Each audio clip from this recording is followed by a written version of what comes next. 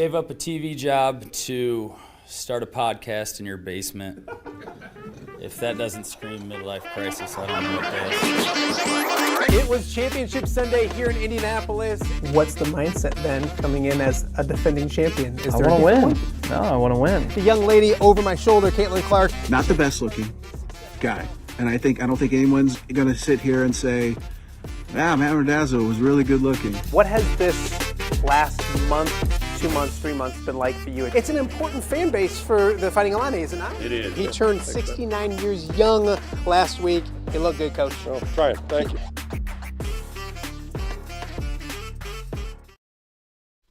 Welcome to Off the Air with Matt Randazzo. Happy Hump Day, a Wednesday edition of the show. Thank you so much for taking in the podcast, however you do it. However you take in the show, whether it's on the podcasting platforms or if it's on YouTube right now live with us, we appreciate you. We are up on all the podcasting platforms except Apple. I know Apple's a big one. It's the toughest one to get on. We're working with that. We're waiting for an email, all those good things. So hopefully eventually, maybe even by the end of the day, we're up on Apple, but check us out on all the podcasting platforms, Spotify, iHeart, all of those good ones as well, Podbean. So you can check us out there. If you're watching on YouTube, we thank you. If you haven't subscribed, please do so. We are getting close to 600 subscribers. I'd love to get to 600 by the end of the week. I'd love to get to 700 by the end of the week, or 1,000 by the end of the week. So if you haven't already, tell a friend about what we're doing. A daily streaming Quad City sports show right here in the Quad Cities, a couple hours a day. It's been a lot of fun to do so far. Another big show set for us today. When it comes to important people in my life, there's been none bigger, maybe professionally and personally, than Dan Burich. The Wildman, a legend here in the Quad Cities, started KJOC. He was a longtime sports director at WQAD as well. That's how I got my start. In fact, one of my last shows, people would send in videos and goodbyes. And if you need a reminder of who Dan Burich or the Wildman is, this is the goodbye that he sent for me for one of my last shows at WQAD. Take a listen. I was glad Corey asked me to do this. I brought you in as like the number 3 sports guy, a lot like I did. Started off on the floor crew, worked our way up at Channel 8. And you took over as the main guy, even though you turned my Friday football show into like a cooking show or something like that. And you took a Wild World off the name of the Sunday show. You kept up the good work and you made a name for yourself and even surpassed a lot of stuff I did. So I'm very proud and happy for you. My advice, you're going to spend time with your wife and your kids and your boys and you're going to do great. But Matt, you need to let go of the past. You know, nobody cares if you were an award-winning journalist on the golf tournament or maybe, you know, we all get in a bad habit. We always need our microphone. Chris Miner still carries one around with these to this day. Nobody cares if you worked at a radio station or started a sports station or you carried Dwyer and Michael for years. You have to get rid of all this stuff. It doesn't matter how many awards you won at Channel 8. You know, you may have won as many as I did. I don't know. It doesn't matter if you were honored, you know, by the Children's Therapy Center, which you did take that over as well, or MDA. That's all got to be gone. Doesn't matter how many autographs you sign. You got to get rid of all that stuff, move on with the rest of your life and do well. One of my absolute favorite people, and I'm excited to tell you that on today's show, Dan Burich will be joining us. He's in North Carolina. We'll get caught up with him, what he's doing now. And believe it or not, Dan Burich has a lot of opinions when it comes to sports still. So I'm really excited to have the Wildman on, probably around 10:40, 10:45 on the show today. So be on the lookout. Dan Burich coming your way very, very soon. Also on today's show, excited on Monday is the national championship game. Notre Dame, a lot of Quad City Notre Dame fans, but a local interest as well. Charles Jagusah, who is a offensive lineman from Wildman, injured this year, lost the regular season, got healthy, and actually got back on the field in the semifinal, made a big impact. So he's getting ready for the national championship game. We're going to talk to his high school coach. Former Wildman coach and now Rock Island head coach Fritz Dieudonne will be along in the second half hour to kind of look into where Charles Jagusah is, what it's like to see him out on the field, and kind of talk a little college football as we get ready for a national championship game coming up on Monday. Also, it's National Officials Appreciation Week. I don't know if it's national. I think it's just statewide by the IHSA. So we're going to be joined by one of my good friends the entire show, and a longtime umpire, basketball referee, an official in football, all around good dude. Don Umland will join us in just a little bit. So a lot to get to on today's show. We'll start with some headlines from last night and a busy night of college basketball. Let's start with the good. The Fighting Illini, after playing really, really bad over the weekend and losing to USC at home, they go to Indiana and they beat the Hoosiers 94-69. We talked yesterday with Ked Prince. I told Ked that his Illini are going to come out pissed off last night, and that's exactly what they did. They jumped on the Hoosiers quickly. And listen to some of these stats from last night. It's the most points scored by a visiting team in Assembly Hall history, the largest margin of victory by the Illini in Bloomington, the second worst home loss in Indiana basketball history. Kasparis Yakajonis came back. KJ looked good. He had 21 points, 5 assists, 3 rebounds. Boswell scored 22. Tumpers flared late in this one, as you would expect with a rivalry game, but the Fighting Illini getting back on track, looking really, really good. It's the type of response you would want from a team that played the way they did over the weekend. So Brad Underwood's got his boys playing really well. We talked about the ceiling for this team with Ked Prince yesterday. That team that played last night, they can beat anybody in the country, including a team in Ames that has a big game tonight. The Iowa State Cyclones ranked second in the country. They take on Kansas. So some really good college basketball in our area right now when it comes to Iowa State and Illinois. Exciting to see what March brings for those two teams. So up next, the Illini are on the road against Michigan State this weekend, the 12th ranked Spartans. So that will be another big game for the Fighting Illini. So Iowa State doing great things, ranked second. Down in Champaign, things going pretty well. Everything was going good in Iowa City until late last night. I don't know if you stayed up and watched it, but the Iowa Hawkeyes struggling once again with defense. And boy, we talked on the show last week with Brock Harding. We had Nicholas Bear on just a few days ago talking about defense in the Iowa program and maybe the misconception or the myth that the Hawkeyes don't play defense. And they played really good defense last week. And, I was feeling good about it. And then last night happened. USC shot 65% from the field, 67% from three-point land. They scored 99 points. So Iowa, their last 2 home games, are averaging giving up 107.5 points per game. Good nights for Owen Freeman and Brock Harding. Owen really good, a career-high 23 points. He was 11 of 14 from the field, had just 6 rebounds, a little under his average, but there weren't a lot of rebounds to be had when the other team is shooting 65%. Brock Harding had 8 assists, 8 points, probably struggled a little bit on the defensive end. A tough matchup with some big, strong athletic guards for USC. Iowa fell behind by 19, got back within 5. Not quite enough. They fall on the road to USC. They stay out in LA. Still trying to find out. They play Friday night against UCLA. They don't know if that game will be at Pauley Pavilion or if they're going to move that game because of the fires. So the Hawkeyes staying in California. And now we have Iowa defense to talk about for the next couple weeks or until they play again. So a frustrating night if you're a Hawkeye fan, and we'll talk more basketball throughout the show. Also a little bit with Iowa State and the Iowa State women in just a few minutes. But I'm going to welcome now my guest, my in-studio guest for the day. And he's a good friend of mine. Don Umland joins me now. Don is if you don't know who Don is, one, you run PepsiCo. It's the Don Umland Center, if you will. And I'm checking to make sure your microphone is on. Something like that. Are we live? I do mess up. Is it every working? Once in a while. Okay. So you've been an official and umpire referee in this area for 36 years, I think is what you told me. 30 around here. Okay. Yeah, a long time. Yeah. It is Officials Appreciation Week in Illinois, I think. And so it's a subject that's like, I love to give you a hard time, and you know that, but it's passionate for me because when you stand on a sideline or a baseline with a camera for 25 years, you get to know every referee, every official, every umpire around the area. And y'all a bunch of good dudes that don't make a ton of money doing it, and you put up a lot of stuff, a lot of crap. So we do appreciate you. It's a tough business. Kind of talk about that, because we've talked over the years about the shrinking numbers when it comes to officials, umpires, referees, all those kind of things. It's I don't want to say a dying business, but it's a business that needs a shot in the arm these days, doesn't it? Well, first of all, thank you, friend, for having me on. Oh shit! You've been complaining for the last week and a half. Yeah, well, come on.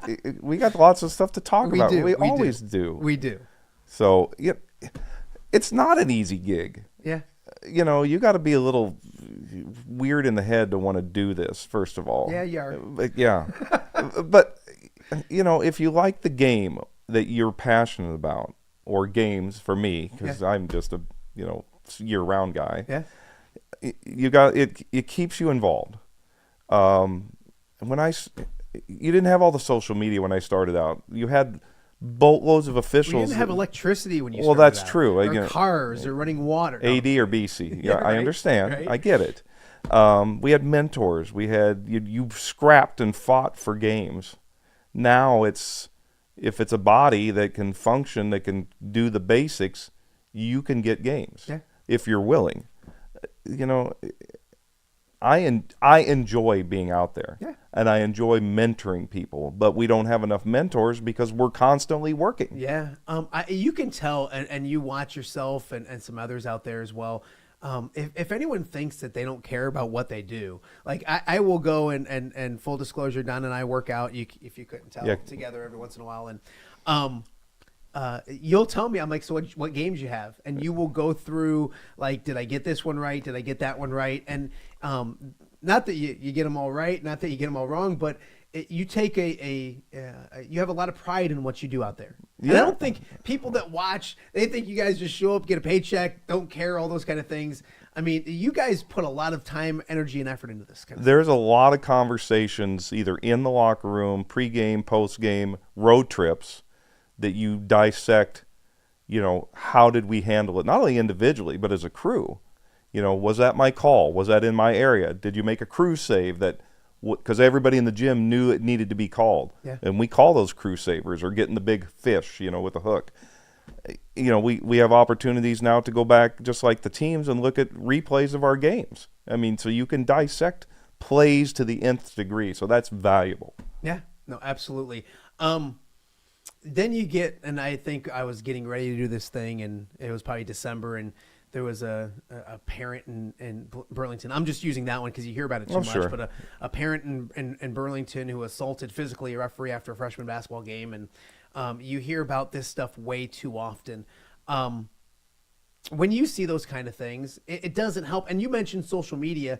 Doesn't that make it worse? Because if you do get a call wrong, and you all know you do, it's not like you're perfect. You're human. You make mistakes.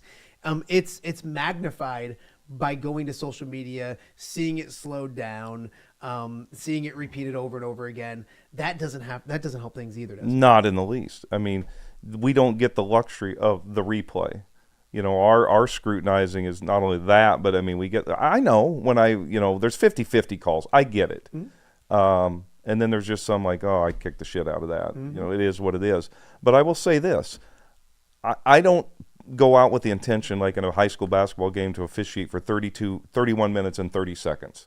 If I have a tough call at the end of the game that I think needs to be called, you can't shy away from it. You can't just, quote, swallow the whistle, or at least with integrity you shouldn't. Yeah. Well, it's funny because there's some things that I'll talk to you about, and it's one of the, I'll say, Don, you can't make that call late in the game. And you'll say, no, if it's a call late in the game, if it's a call early in the game, it should be the same. There's so many things I want to say it's almost like there's misconceptions of the way referees think or how games should be officiated and all those kind of things that actually do happen that aren't the case. If it's a foul early in the game, it's a foul late in the game, and you don't swallow whistles. And I mean, there's a lot of sayings that may or may not be true. Here's the one thing we'll say late in the game, especially if you'll see sometimes crews pull together in the last 30 seconds to a minute. Let's just make sure it's there. Yeah. Don't nitpick. Mm-hmm. We can sit back and say, yeah, tough call, but you know what? It whether it had to be a no call or a call, something had to be decided. Yeah. And that's crucial. Where does this thing have to go? I know there is a lot. You mentioned mentoring. You do a lot of clinics at Augustana College and getting young people involved. And it's funny because I coach, and I'll see some of your former workers calling games, doing a great job. Is that where it starts? Is getting young people interested in doing this? It's funny because when I walked away from the business of what I did before, one of the things maybe a kid told, one of my sons said to me, or maybe it was you, was like, "What about officiating?" It's something I would love to do. Maybe not now, considering I got out of doing one thing to not be working every single night. Right. But how do you get this thing moving in the right direction? Because as a person's got 4 active boys and coaches and care about youth sports only exists if y'all are around. Agreed. So they got to figure that out. Which has been the explosion of youth sports has really hamstrung this, because when I was a kid, we went from football to basketball to baseball. I mean, it was the high school. It was so we know what the issue is. Numbers going up in activity, less officials. I think there's a couple things that need to be happening, and you and I have talked about this before. I can do what I'm doing at Augie, which is great. You get the kids that want to be involved, train them. We have to be 6 months to a year, in my mind, ahead, because you can't wait till the fall to start training volleyball and football officials. There's not enough window of time to do recruitment, training, purchasing equipment, get them coordinated with the assigners, and get it out. It really has to start a season in advance. Now, with that being said, I think there's a plan kind of starting to form in place, at least in my head, that I think we will eventually end up pitching in and around the Quad Cities, and that's this. And Mike Botts does a lot of the assigning in the area. We all know Mike. I mean, it's a tough job to handle all the sports he does, and God bless him for doing it, because not many people want to do it. No, absolutely. I think there will come a day when, if and when Mike retires from the position, and it has to be a movement forward. I think there has to be a consolidation of an assigner and then multiple sub trainers underneath him. So if I had football, that's my sport. And then I form a conglomeration of 8 to 10 people around me that train for football. Somebody else has that for basketball. So it's a tree system, but then all the trees can submit to assigner X, the product. Yeah. Is it going to be some more money? Yeah.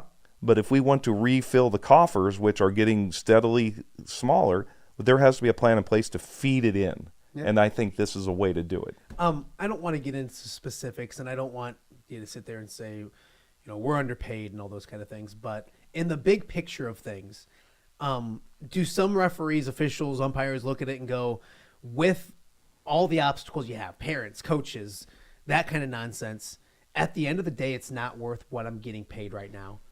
Do officials, would it help if schools realize that, hey, you don't like moving your football game from a Friday night to a Thursday night, and that's a real bother to you, and that maybe hurts your bottom line and box office concessions and all that kind of stuff? Well, maybe it takes paying some referees a little bit more money in order to get them to deal with the nonsense that they put up with, because there is some nonsense that they put up with every single night. And I'm not talking about the coaches. You guys have I feel like you guys, for the most part, have good relationships with both the coaches and all of those kind of things. And yes, there's coaches that don't like certain referees and all those kind of things, but it's the parents and that kind of stuff that are just a little bit too much. I think that's a combination of multiple things, but you're right. For the most part, it's not the coaches. I mean, they're in it for the reasons to take young men and women and give them the best experience possible.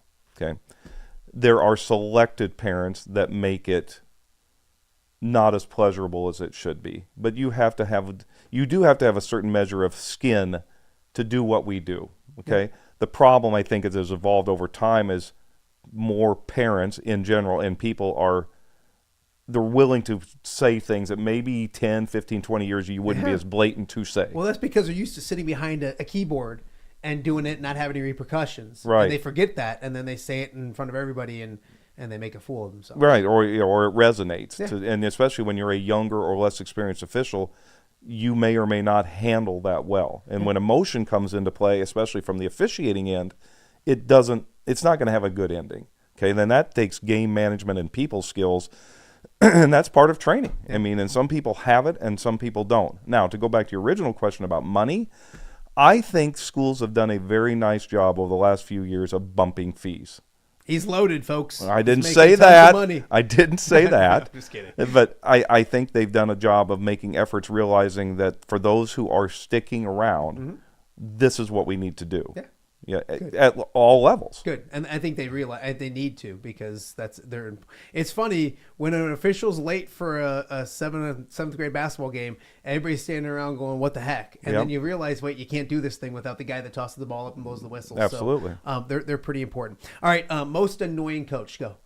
No, I'm kidding. I'm totally Top kidding. 5 list. Top 5 coaches you hate. No, I don't mean, and I would never have you say names, but especially names wise, but. Can you tell, like, and I don't even get with coaches, but what's a really bad fan interaction that you've had? Well, all right. I can answer the coach question in this way. I'm not making and not names. No names. Here's what, if I was to give what is the most annoying thing. Because obviously Coach Weber is the most annoying.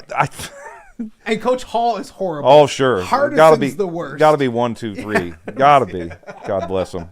I'm trying to think of our buddies off the top of our head, or good people off the top of our head. Those are all great people. So. Nitpickers. Yeah. Is a coach that will, just like pecks away throughout a game. Yeah. And it's like, finally I'll turn and say, "Coach, I can't be wrong every time down the floor." Pick your battles. Yeah. I mean, and I can, and if somebody has statements every single time, I don't answer statements. Yeah. But if you give me a legitimate question and I have time to answer it, I'll answer it. And that's what I think I've learned from you, is that, like, you enjoy having a conversation. You don't want to be yelled at nonstop, but, like, it's okay to have a dialogue throughout the game to keep things, as long as it doesn't take away what 100%. I need to. But yes, and I think coaches appreciate that at the end of the day, because I've told a coach before, those who I can trust, "Hey, I missed that," or "I would have really liked another look at it," and we'll move on. Yeah. Because they'll give, and then they get a little human, like, "Yeah, I could have done that different." Give me a bad fan experience that I've had. Everybody's got. Oh man, the worst would have been a minor league game up in Minnesota where I was with a young baseball partner, and we had a situation on the field, and a fan came on and actually tried to throw a punch at my partner. No kidding. Yeah. How long ago was that, though? In the 90s. Okay, so it was a while ago. A while ago. I can't, in terms of the worst of a recent fan experience, I think the worst that I can remember is a racist comment came out of the stands, and those are easy to handle because I don't acknowledge. I do, but I go, "Administrator, take care of them." Yep. I mean, for me to engage with fans is not going to be a win-win. It's going to take a lot in order for you to. Do you look at it as it's the administration's job? You need to tell them, and then they take care of it. Have you ever looked at somebody in the stands and said, like, "Boom, you're gone"? Not directly, but what I have done. I got to figure out a way to get you to kick me out. we'll sync it up. Yeah. But I will tell you this: I have had moments with a fan that maybe isn't over the top, but is blurting a lot. Yeah. It's amazing if you make eye contact with them or smile or a basic knowledge, like, "I heard you." Yeah.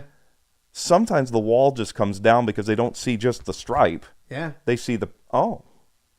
I did this once, and this is something I got from our good friend John Marks. We were at a youth baseball tournament or whatever, and there was an unruly parent. Like, they were going nuts. Yep. And I just got my phone out. I started doing this. And they said, "What are you doing?" I said, "No, just keep going. You're good." And they're like, "What do you mean?" I'm like, "We've been wanting to do a feature story on unruly parents at youth baseball tournaments. This is great video. I need this. Just keep." And they shut down right away. Oh, I'm sure they did. They were done as fast as you can. So, I mean, it's amazing how they're tough until you, like, kind of look at them or kind of call them out, and then they get a little cranky. I feel bad for the parents that have to sit around a person like that. It's like, I'm sure there's times I'd like, just shut the hell up. Yeah, no, 100%. Basketball wise, you work with two really good dudes, and I got to give them some love. But Sergio and Kevin, Oh, those bald headed. really good people. Kevin doesn't know what an open back is from a few years ago. I'm still trying to teach him that. But to have continuity with, and I know you work with different people some nights and all that kind of stuff, but you usually have a familiarity with your crew. It's the same way with sports as it is with you guys. Like, it helps if you have some continuity. It helps a basketball team if they played together before. It helps that you guys have worked together a lot. Over 20 years as a basketball career. That's an exception to the rule. I mean, that's not the norm. I'm really blessed. Like I said, 20 years plus with basketball. The football crew, the least amount of time a guy has been with me now is 6 or 7 years. Yeah. Some of them have been with me 15. There is no substitute for continuity. I say this in the coaching. We've talked about this, like, dislike Iowa football. There's no substitute for a continuity in your program. Yep. I think it's the same with basketball and for our crews. I consider they're my friends. Yeah. They're my friends. No, absolutely. So what was the list again? Weber, Yeah. awful. Hall, Hall. Hardison's the worst. Oh my man, you just. And all of them are so ugly too. That's the thing. Well, yeah, they're not going to win any fashion contests. What's the funniest? Is there a good interaction with a coach? A fun interaction with a coach? Sometimes you just find you guys self laughing. Anything? And I'm putting you on the spot. Maybe you can think about it and get back to it later. But is there anything that you're like, oh, this was hilarious because he was thinking this and I thought that, or somebody stumbled or fell, or whatever? Well, first of all, a couple of guys on the list like pro wrestling, like me. And when I can bring up a pro wrestling, and so we're acknowledging that I'm big into pro wrestling, and you are too. And you're acknowledging me. Yeah, and I'm acknowledging you here. Yeah, well, okay, you do. well, Yeah, okay. look, Your brother's going to kill me for this, but okay. To use a moment of something that's not basketball or sport related, i.e. pro wrestling, but it can be other things, and we smile for a moment, and then we go back into our gig. It's the best. Eases the It's tensions a the little bit. best. No, I get you. Where were you last night? Where was I last night? What was last night, Don? So hard. Iowa side? Yeah, I was on the Mac? Iowa side. Yeah. Oh, Assumption. I was going to say, do I need to start going through? Wow. Matt. I know you're excited being here in the limelights of Off Matt, the Air. last week I worked, and I'm not like better than anybody, but I worked Tuesday, Wednesday, Thursday, Friday, Saturday. And my body was just But Kevin's doing like 15 youth games because on the he's weekend. a nut. He's a machine. Yes. I mean, how was this your fat game old last guy can't do that. How was your game last night? It was fine. Assumption and Clinton. I didn't Did you mess anything up? You don't have to get specific. Did you miss it? No. Well, maybe one. I wish I One. could call the coaches and ask the same. It was so funny. No, you probably didn't. I had a block charge, Yeah. and the kid slightly lowered his shoulder. I banged a charge, but right as he's leaning in, the kid starts to flop. Well, I can't call a flop and a charge. Yeah. So as soon as I got over near the Assumption bench, the quarter, I'm like, man, I wish I'd had that one again, but I can't call both. I had him leaning in, but he started to flop, and he's like, don't worry about it. Yeah, well, they obviously did they win? They won. Yeah, so that helped. It's always easier when you don't miss one in the final minutes. That goes against when you're trailing. Or whatever. And you're watching Off the Air. Don Umland joining me right now, a longtime referee, umpire, football official in the area. It's officials appreciation week in the IHSA, so figured a good time to have him in. We're talking a bunch of high school sports.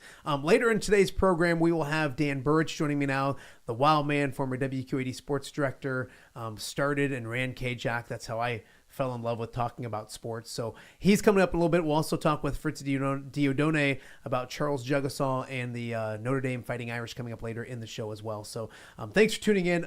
One thing I wanted to get with you, and I think we're going to go ahead and do it now, is because you go to every place. We just mentioned Assumption last night. Yeah. So many great environments for high school basketball in the area. So I texted you last night, what are your top 5? And you kind of had the same ones. Mine are probably in a different order, but when it comes to like our area and high school environments for basketball, what do you got? And I don't think there's a specific order, but yeah, Wharton. Oh, there is. Okay. Yes. I love going to Wharton. It's a great environment. It's big. It's got that arena feel. Yeah. I think that's number one. Yeah. Like, I don't think that's mine. It is. Okay. Rocky. I like going to Rocky. Yep. Love going to the Pit at North Scott. Okay. I mean, it's because you just don't have that many that are like that. It'd be neat if it was a little. It's kind of like Cameron Indoor. Kind of. And they do a great job filling it. It's a pit where you look down. Yeah. Obviously, it's the pit, so it's a pit. Yeah. But it's an intimate environment. Yeah. Central. Just because of the tradition. It's so neat when it's, it hasn't been as full as in the past, But none of them have, Don. No, you're right. Like, that's the thing. Oh, you're right. That's the thing is like Friday nights and Tuesday nights are just different. And I think there was probably a few years ago that Rocky and UT played at Moline. Yeah. And they packed the place for a section or something. Mm-hmm. And even like 2 years ago with the Moline run, I heard Moline was rocking last night. They ended up losing to Quincy, who might be the best team in the state. But Moline, when full, all of them when full are great environments, but they're not what they used to be on a Friday night, on a Tuesday night. Not at all. And here's the sidebar. Best dual series I ever had, Galesburg, Moline, Hanovan, Wilson, Range, Thompson. You called those games. We two-manned it because back in the day, Ooh. if you worked one game, they wanted the same officials for the other one. Really? Just because they're like, we don't want to get screwed. We want the same officials. Okay, right or wrong. Yeah. The talent on the floor for those two games in the packed house was as tough a two-person games I've ever worked for the talent. No, I can It only was imagine. amazing. But last night, there couldn't have been more than 75 people in the gym. That's so weird. was- And now it's a Tuesday, which is different than a Friday. And a team from out of town. Yeah, and the thing is with but in Iowa the girls play it too. Yeah. So I do like in Illinois where the girls are on Thursday, the boys are on Friday, because you're not asking your student section, your fan base, 100%. hey, which one do I go to? 100%. And whichever one's usually doing better is going to get the majority of the fans. So I think that's one thing that kind of splits people up. But it is different. I mean, the Rock Garden's awesome. Yep. But it's been a while since it's been. But I'll go back to when it was probably Brock's junior year. That place was awesome. But it just goes back to the environment and the people. If you bring a Sterling in that has to travel a little bit, it's going to be tougher. Yep. And you know what? I want to give Rocky kudos to this. When you're in the, quote, girls' gym, that's a tough place to play. It's loud. The girls' gym's better than some guys. Because everybody's on top of you. Yeah. I mean, it's loud in there. It's a tough place to play and work. Yeah. So I'll go Wharton first. Yep. I'll probably go the Rock Garden second, the Pit third, up in Sterling, Love that facility. Musgrove Fieldhouse Yep. is outstanding, and then I would probably go. Boy, people get mad because I do think the Panther Den at UT, especially the new look of it, Yep. is really really good as well. Yep. And so maybe them or Central, the George Marshall, because we'll of the tradition. fall in there. And you know what? And we got to give honorable mention to Quincy because they're in the Western Big Six. It's a unique experience down there, kind of like UT because they bring the Panther out. Yeah. They come out with the Quincy and the Flame and the whole production of the band, and they get great crowds down there. Yeah. I mean, you got to be, when you go in there, you got to be ready because they've got, and that's kind of neat, they've got crowds on all four sides, and those end sections are filled. That adds an environment when you're in the half-court offense. High school basketball wise, so we had Chasen on last week, we had Brock on last week as well. So it sparked the topic on social media, which I brought up.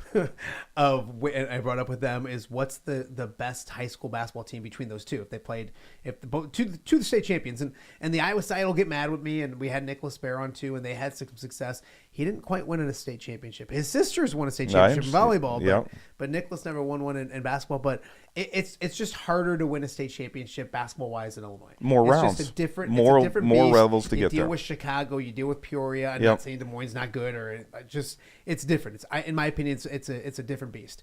What's the best team that you've seen in this area when it comes to when you've officiated, when you've watched them up close? I don't know how far back you go.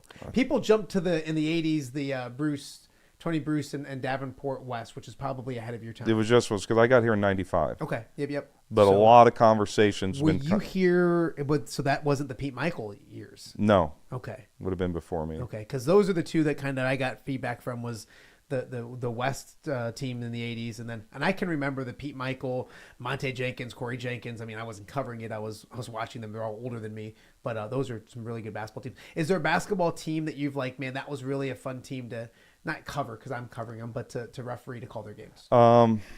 Well, we talked about, first of all, the Range and the Hanovan Wilson team was really, really good. Yes. I mean, that goes without saying. The thing that's made fun is you'd have some selected teams with guys that would go on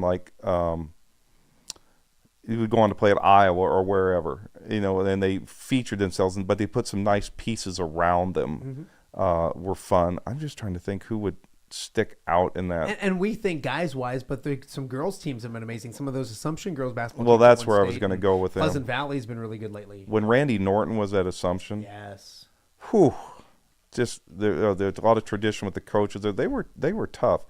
Ron O'Brien, here's another coach I really would put on, a guy I really like to work games for. He's bounced around college to high school. There's many like that wherever he's landed, he's out at Central DeWitt, and they're doing a great job. Yeah. He's got a pretty sweet gig like you do. for real work. What? Oh, you mean that job? The actual real job of like being, how you're at PepsiCo. He does a great job over at Palmer College. 30 years at Augie as the campus rec director. Yes. I can't say enough about, this is my plug, being there and the people I've worked. Are you there? I try. I'm just kidding. I have to give you a little joke. It's all good. Yes. I love being there. They've been great supporters of what I've tried to do with recruiting and training officials. They know that that's a program that's passionate to my heart. But here's what's important about it, Matt. Not only producing officials, but producing young individuals who are going to leave and represent the college and themselves that hopefully have developed skills to interact with people. Because that's what officiating is a large part, is can you do the one-on-one dialogues? And a lot of kids who have been stuck to these, that skill set's not necessarily there. And if we can bring those things outwards and do a public service for the community, wherever they end up, that's a win-win. Yep. That's a win-win. Completely agree. Yeah. We're going to keep Don around with us.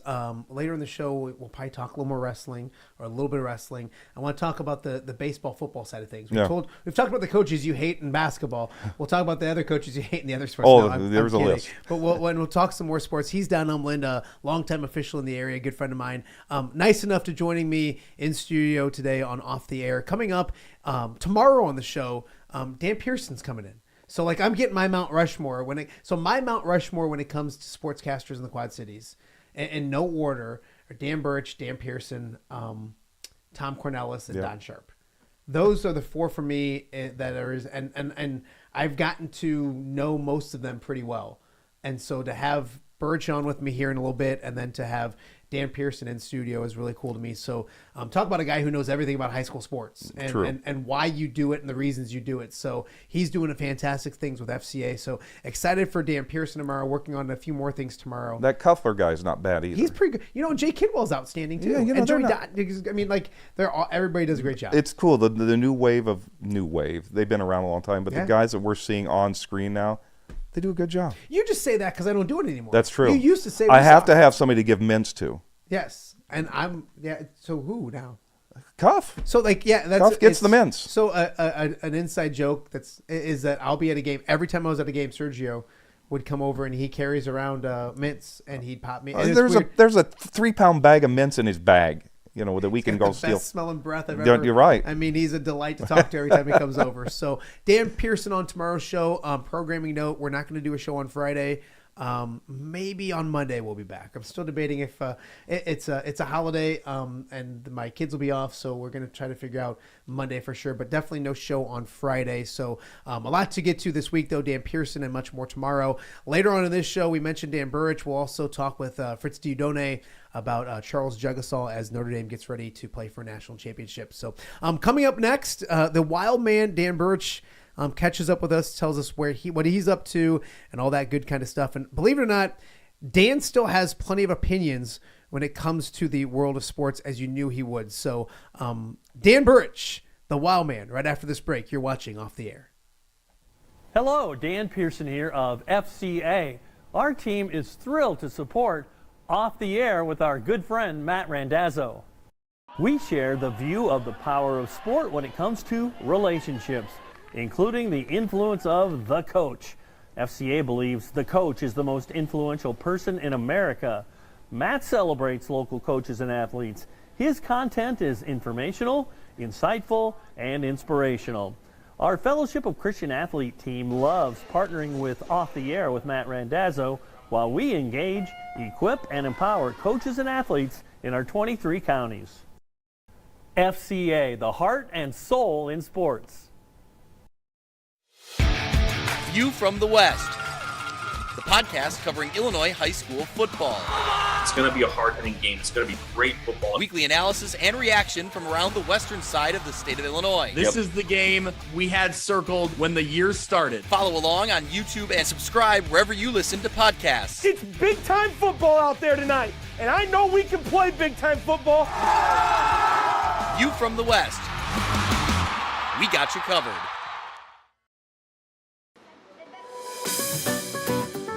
Are you looking for the Quad City's best chips and salsa? There's only one dude to turn to. Right on. Snoop. hand-cut chips, fried fresh with that crunch you've come to love.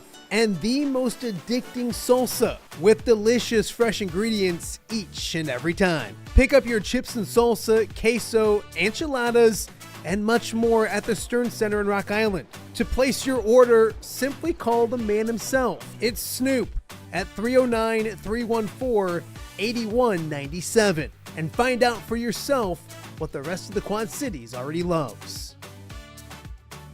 Welcome back to Off the Air, a Wednesday morning here in the Quad Cities, and I got to talk to a lot of influential people in my life throughout this change in doing that, and one of those people that are very influential to me is the guy joining me now. It's Wednesday, so it's like Wildman Wednesday.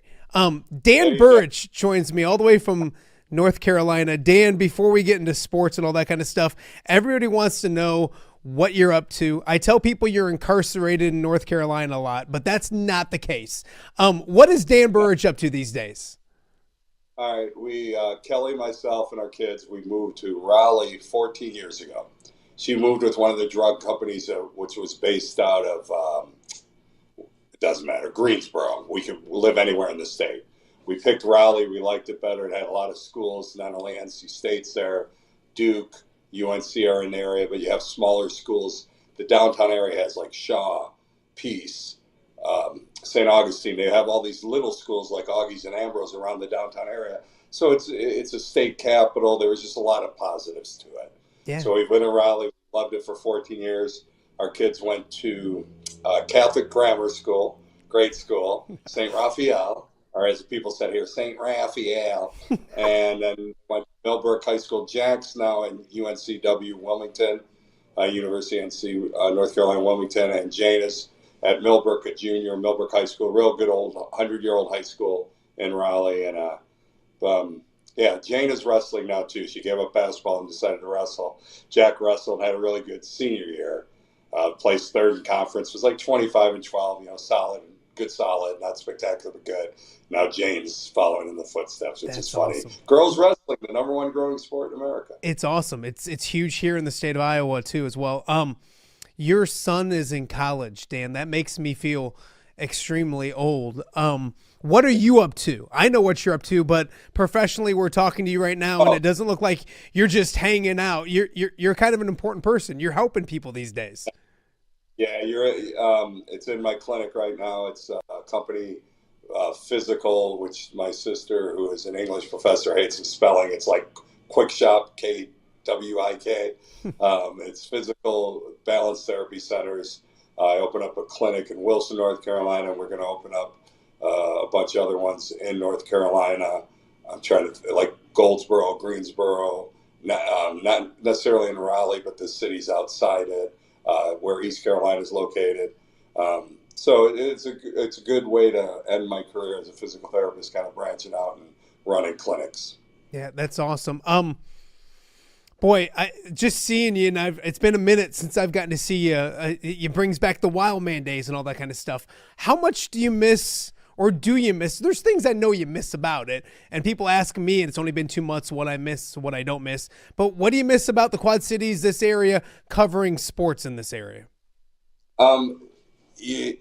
As I'm moving around here, I don't want to get people sick. Miss covering the high school scene. Football, as you can tell, Matt, you see some of my Facebook stuff. Most of it's based on football. Football was my favorite sport. It was my best sport playing at high school and college. I love high school basketball. I like college basketball probably more than pro basketball. I like pro football more than college football. I love football at every level. So I still miss being around sports. Probably the best stuff was covering the high school stuff and also on cable. Doing the games. I think I had more fun, and you're seeing it now, Matt. Yeah. Had as much fun as Harding's kid. He may be Brock Harding Player of the Year, and so to me, he's right? And it's fun seeing the kids play. I had a blast. I still talk to Dan Brown and Bendorf, and Brownie, his son, was going against Furlong's son. We played for Furlong and Ambrose. That was a game I did one time and had a blast.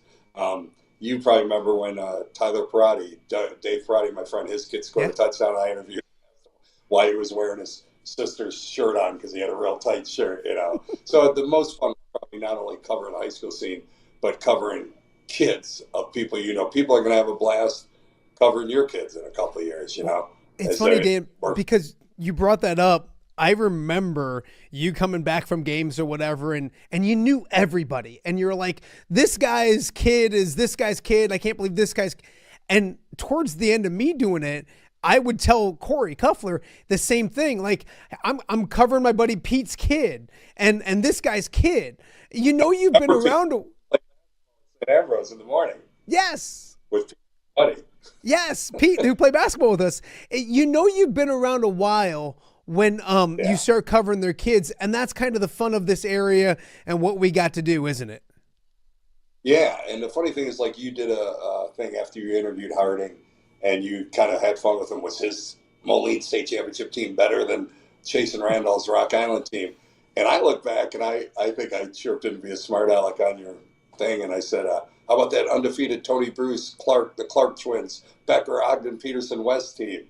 Just having fun with it. The Rock Island team was funny because I remember that's when they went to 3 or 4 classes my last year, and I was covering it on cable, and I kept saying with Pete Imanek, they got Randall, he got the stud, they had a really big kid in the middle, they had a kid who had good size for that level. McCauley. I'm like, this is a team.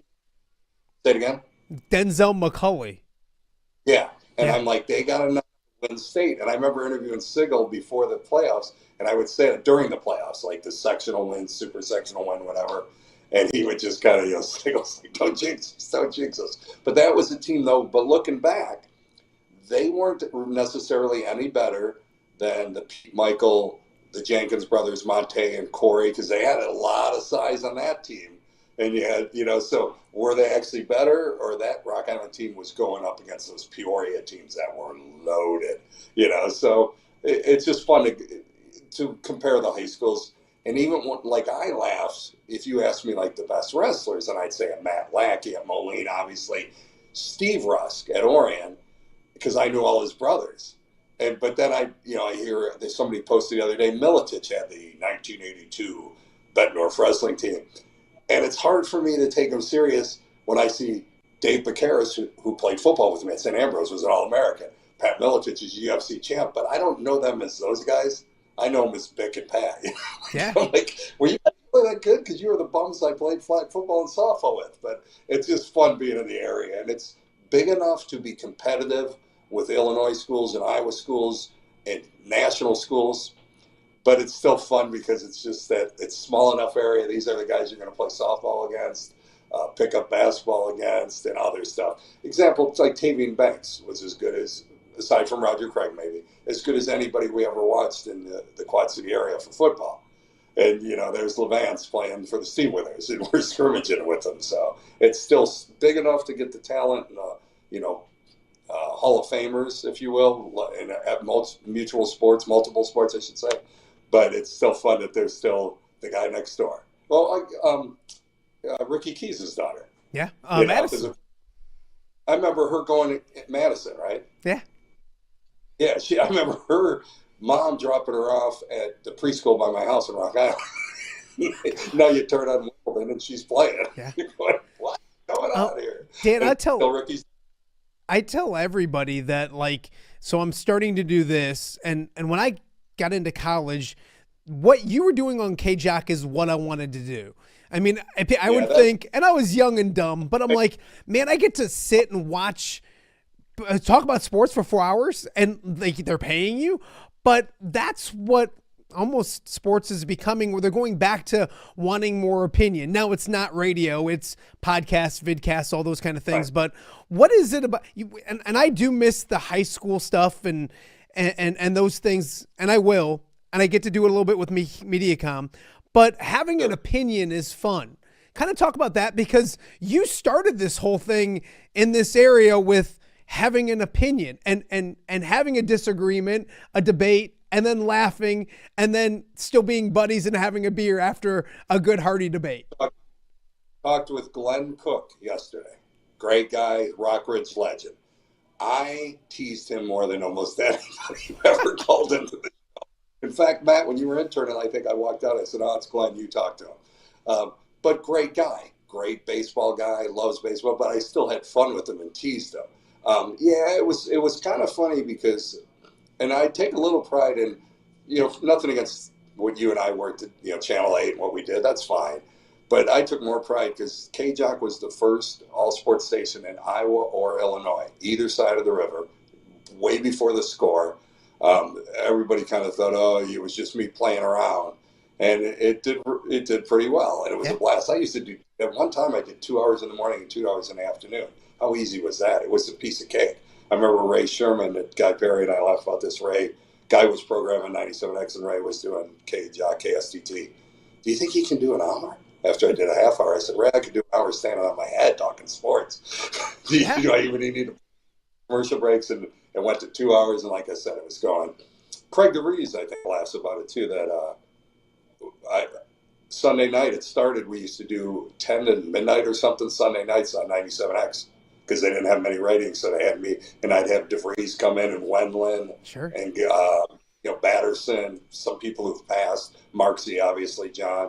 I'd have a lot of the sports writers come, Cooper, Doxy, whomever, and we'd just sit around and discuss whatever the weekend sports. It was fun, and that kind of was a precursor to KJOC. It's funny you say that because that's what my wife kind of said to me, was like, so how long are this show every day? And I said 2 hours. And she's like, you should crawl before you walk and walk before all that kind of nonsense. And I get it. And I said, Jen, as long as I figure out this technology stuff, like I could talk about sports all day. That's fine. Not to a Dan Burch's level, but I can do these kind of things. And that's what I think people enjoy and they love to see and all that. So let's talk a little sports, because as you know, I'm a Detroit Lions fan, and God bless Dan Campbell. It's finally doing well. But go ahead. Say that again. So I'll tell you, I love the Lions. My heart, like last year, wants Buffalo and Detroit. Lions have never been in the Super Bowl, so just getting there will be awesome. I want Buffalo because I love the quarterback. Josh Allen. But I wouldn't mind seeing Buffalo win. If Detroit won, that's great too, obviously, for you and for long-suffering Lions fans. Bills have never won a Super Bowl, and remember either. I want Buffalo-Detroit. If I'm betting money, I'm probably betting Baltimore-Philly, with Baltimore winning. But Baltimore's jinxed me, but they got King Henry now. If jinxed me 2 out of the last 3 years, I picked Baltimore, I think. But my cynicism towards NBC, Fix, NFL, when do Baltimore and Buffalo, which could be a great Super Bowl, when do they play this weekend, Matt? They play Sunday. The late game, Sunday. Yes. When beloved Patriots, Chiefs, and Tom Brady, Mahomes, when did they play? Is that the Sunday game as well? First game. That's like 2 days off in preparation. Oh, are you trying to set up the Chiefs a little bit already? They've already had a week off. So my cynicism says the Chiefs are going to three-peat and Mahomes will get every call. But my heart wants Buffalo and Detroit, but my money, my head kind of says Baltimore, Philly. Dan, can you fix your Bears? If you could, if they gave Dan Burch the key to the franchise, who would you change the GM? Who would be the coach? Fix the Chicago Bears, Dan. Ownership, starting from the top. God bless George Halas. Probably, if I listen to top 10 people I've respected in NFL history just by what they've done, Halas is in that group. I don't know where he ranks, but he's in it. One of the initial owners, started the league, loaned other teams money. Great stories like him sending a letter to Lombardi before the first Super Bowl, the rival Packers, and he said, win one for us. He was all about the NFL. He was an original owner, player, everything. Enough about Halas was great. His son died. Nothing against Virginia. The daughter took over, the daughter's husband, the sons, the loser kids, and it is a you-know-what show.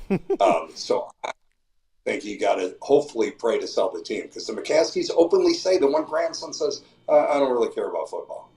What the frick is that? Grandfather's Papa Bear. So I think I think Bowles could do Ryan Poles could do an okay job. Not Bowlesy rather. I don't think he's terrible. Just like, Eberflus wasn't terrible. We found out they were better, before he left. Nagy wasn't terrible. That some of the coaches have been okay. We were lucky we had Jim Finks for a GM who the guy hit a home run like 10 years in a row, drafted the Dan Hamptons and the Mike Singletaries. He didn't miss. Jimbo Covert's like, he's getting Dents and McMichaels in the later rounds. We got luckier than heck that time. We're not going to be that good with the GM. But I don't know if it's really the GM or the president. It's above. To me, it's the McCaskies. You got to pray for them to sell because they don't care. Yeah. They literally don't care. I feel like there's a patient laying behind you waiting for your help, but I'm going to keep you for a couple more questions.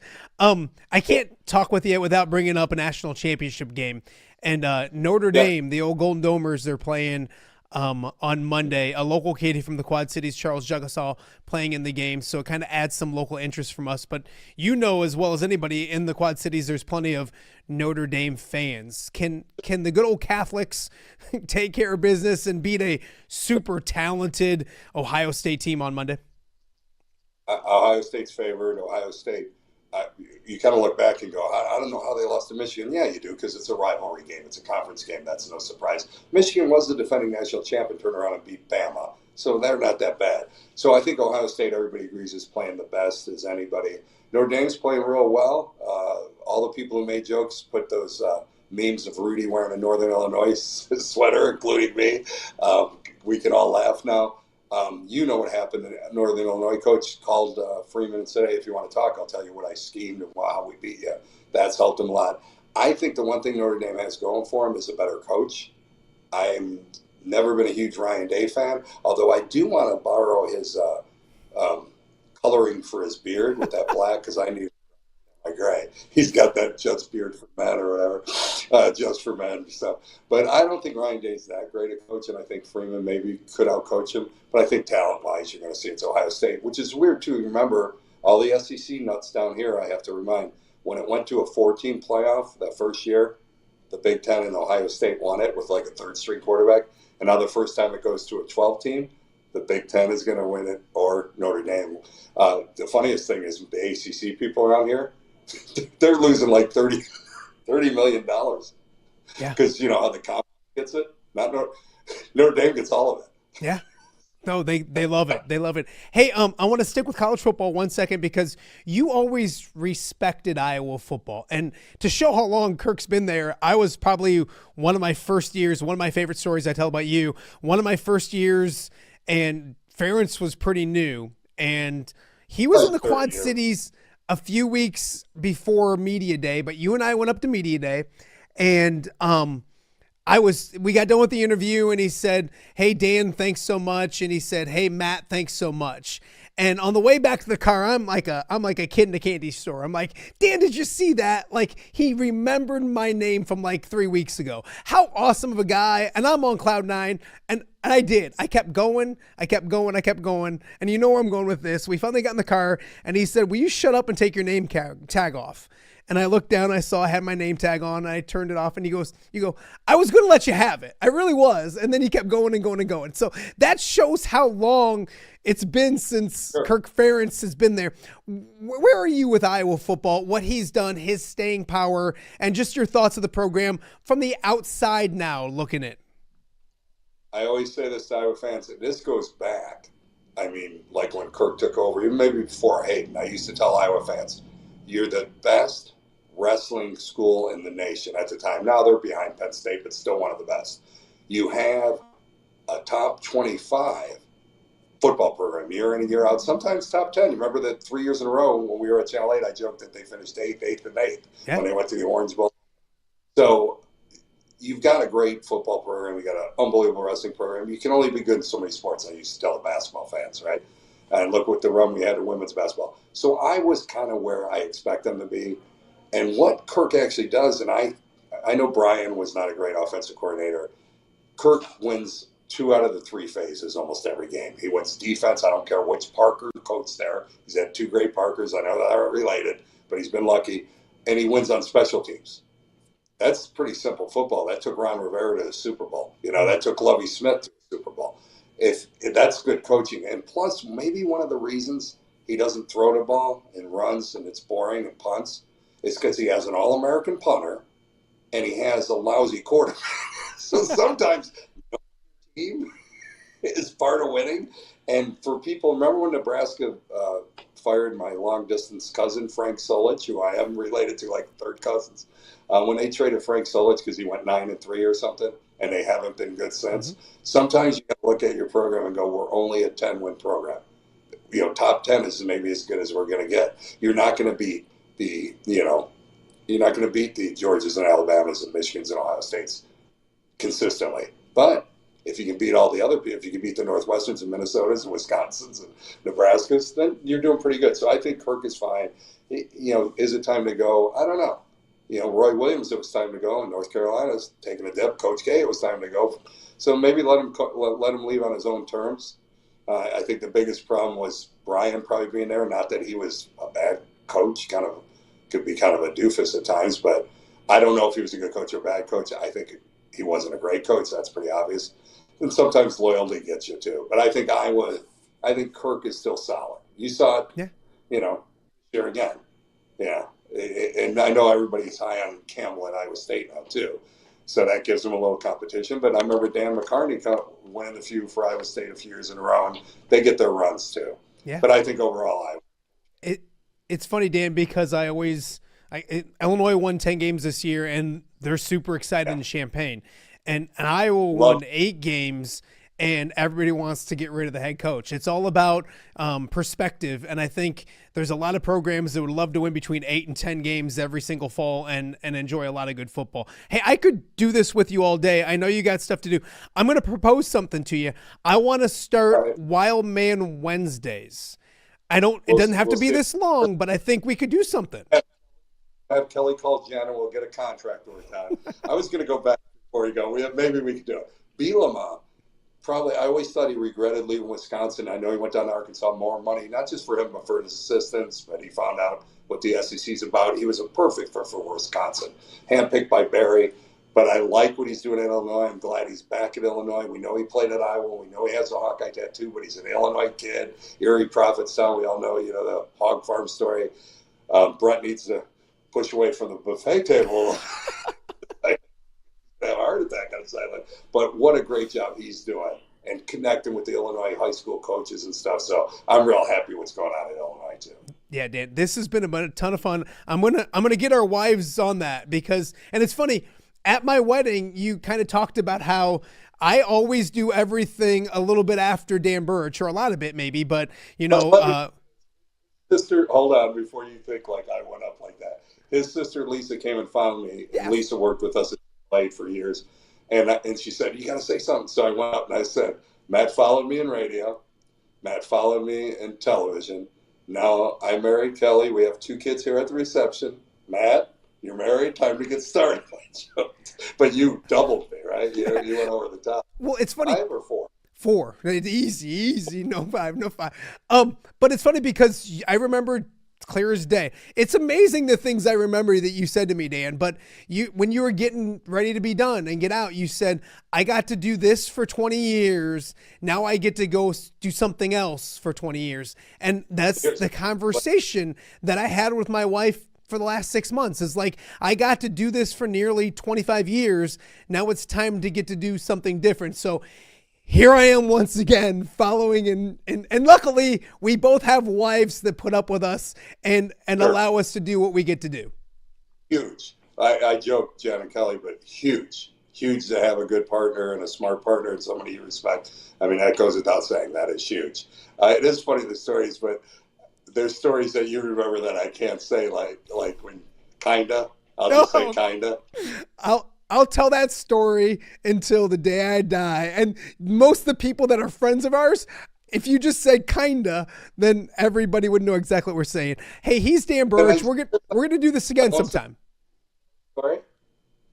Go ahead. Tell the story? No. So there was a next time. I don't. Maybe. And Joe Casillas and Mike Mudd as listeners or viewers now. Yes. They were all tuning in. They'll know what we're talking about. And now next time they want to tune in so they can listen to it. So, Dan, I appreciate you. I'll talk to you real soon. Thanks so much for everything, not just this, but, a lifetime of putting up with me. I appreciate you. You always say that, Matt, but I'm going to end it with what Kelly always saw it. She's like, "You like Matt?" I said, "Because he's a local kid. He likes it. He gets it. And everything that I would suggest, not everything, but I'd say, just do this, just do that. And you go, yeah, that makes sense. You got it. So I always liked kind of handing off to you, being in, the first time intern, and when I got up and walked out of the studio and said, you talked to Glenn good.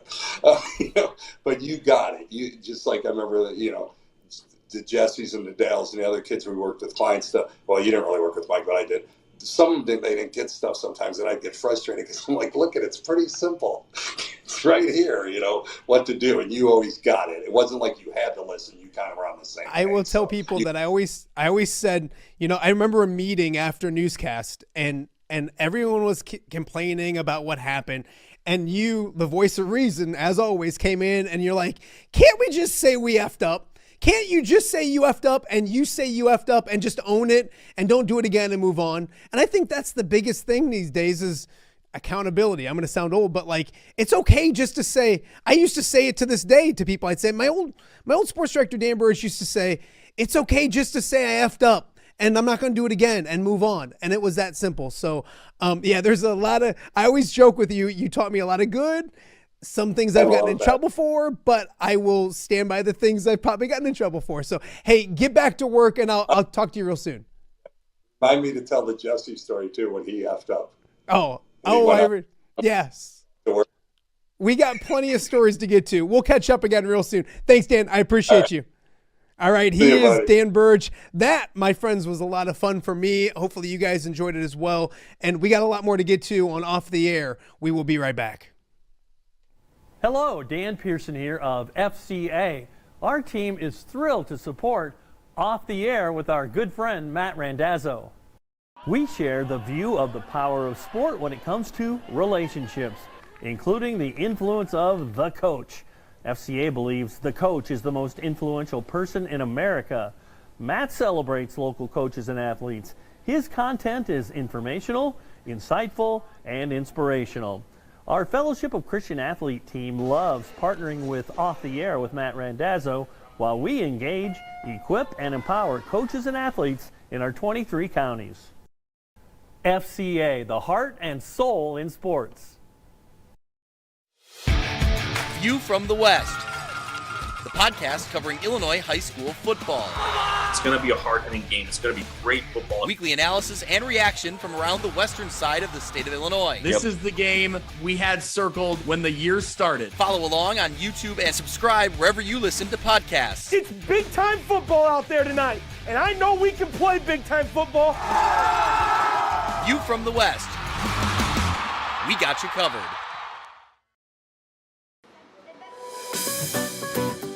Are you looking for the Quad City's best chips and salsa? There's only one dude to turn to. Right on. Snoop. Hand-cut chips, fried fresh with that crunch you've come to love. And the most addicting salsa with delicious fresh ingredients each and every time. Pick up your chips and salsa, queso, enchiladas, and much more at the Stern Center in Rock Island. To place your order, simply call the man himself. It's Snoop at 309-314-8197 and find out for yourself what the rest of the Quad Cities already loves. I say it every day, but man, I gotta figure out a way to not play that commercial when I play that commercial because it makes me really hungry. Welcome back to Off the Air. Snoop's Chips and Salsa is the best in the Quad Cities. If you have not had them, find out how good they are. Snoop is one of the best in the business. Gosh, that was a lot of fun. I want to thank Dan Burich once again. My idea is Wildman Wednesdays and having Dan on for probably 10, 15 minutes every week. Now, what I got to do is I got to buy Dan a microphone and maybe a laptop or figure out a way to send one out there. But I looked at social media and Kelly's already giving me a hard time. So, the stories that I could tell with that guy is awesome. We'll catch up more with Dan Burich in the future right here on Off the Air with Matt Randazzo. Thanks for joining us on a Wednesday. As I mentioned, Dan Burich has been on. Don Umland is in studio, a referee, official, good friend of mine. We'll get back with him in just a little bit. Also, coming up later in the show, Fritz Dieudonne, Rock Island head football coach, coached at Wildman when Charles Jagusah was there. We're going to catch up with him because The Notre Dame Fighting Irish are playing for national championship coming up on Monday, so we'll get caught up with Charles and his preparations for the NCAA or for the national championship game. Also, coming up here tomorrow, Dan Pearson in the house talking FCA, local sports, and all that. Excited to knock off another Mount Rushmore sportscaster when it comes to sportscasters here in the Quad Cities. Also tomorrow, we're going to talk a little gambling. A big weekend of professional football in the NFL, and then also that national championship game. A good friend of mine, Dan Umland, just got back to me, texted back to me, interested in coming on and chatting on that. So we're looking forward to that as well. A lot more to get to tomorrow, but we return now to our in-studio guest, the one and only Don Umland. I got to wake him up. It's normally your nap time this time of year. Man, you said food, and now I'm thinking, what's your go-to if you got to go get a sandwich? You know what? And that's the thing is, so this new gig is my big thing was like, okay, I can take my kids to school, get ready for a show, do a show, and then have lunch. And my idea is like go down to the kitchen, make lunch, eat the food that we have here in the house. And every single day I'm like, where am I going to go get something to eat at? So I'm over here in Illinois. So that's my problem. I could eat at home and I eat out too much. I'm just a hobo guy. I am too. Like I really enjoy hobo, but I'm trying to venture out and reach out, do different things. One of them that like I was telling a few other people about when it comes to Mexican food is, and I want to take you there, is Abortes Carrillos. I've heard. It's in downtown Davenport. You got stuff to do, or I'd take you to lunch. I got to pay you for doing this. I understand that. It's going to cost you. It's big time money. So before we get into a few more things, I want to talk about the umpiring side of things with you and a few other things when it gets to that. It is Officials Appreciation Week, by the way, for the IHSA. So if you know an official, buy him a beer, get him a candy bar. Maybe not a candy bar for Donnie. Maybe not. I'm a well-rounded Trust official. Me, I cannot talk. But last night we talked about Iowa and Illinois. Illinois really, really good. Iowa defense really, really bad. On the women's side of things, Iowa State won last night. They beat Texas Tech. It's their third straight victory. Bill Fenley always does a great job, but they didn't make a three-pointer. It's the first time in 945 games that Iowa State didn't make a three-pointer. The first time in 30 years. Let alone win. I mean, they won easily. Yeah. But they were 0 for 7 from 3, I think. Didn't make a 3 afterwards. And this is via my good friend Jake Brand, who put this up on social media. This is Bill Fenley talking about that record and not continuing that streak last night. I get it's a big deal to some people, and it's a big deal to us, too. I'm proud of that the streak was there. But it's just like a kid getting a triple-double. I'm not leaving him in the game to get stats. I don't believe in that. That's just me. I'm not. Anyone else wants to do it, great. The ones we got, I mean, we had good looks at it, and we're 0 for 7. Somebody make one. Go 1 for 7. I mean, it's kind of simple, I guess. But, no, we didn't. We ran 2 plays to get a 3, and both of them were in the first half. The streak is cool, but at the same time, we're able to win basketball games by scoring only in the paint and from the free throw line. 21 points from the free throw line. Are you kidding me? Like, that's crazy. But I also do understand the tradition and the value in that streak, so we do apologize. But the paint was working tonight. It's funny because she's Audie Crook says, I do apologize for not getting the streak continued. First off, do you know about that streak? Like, I didn't know about that streak.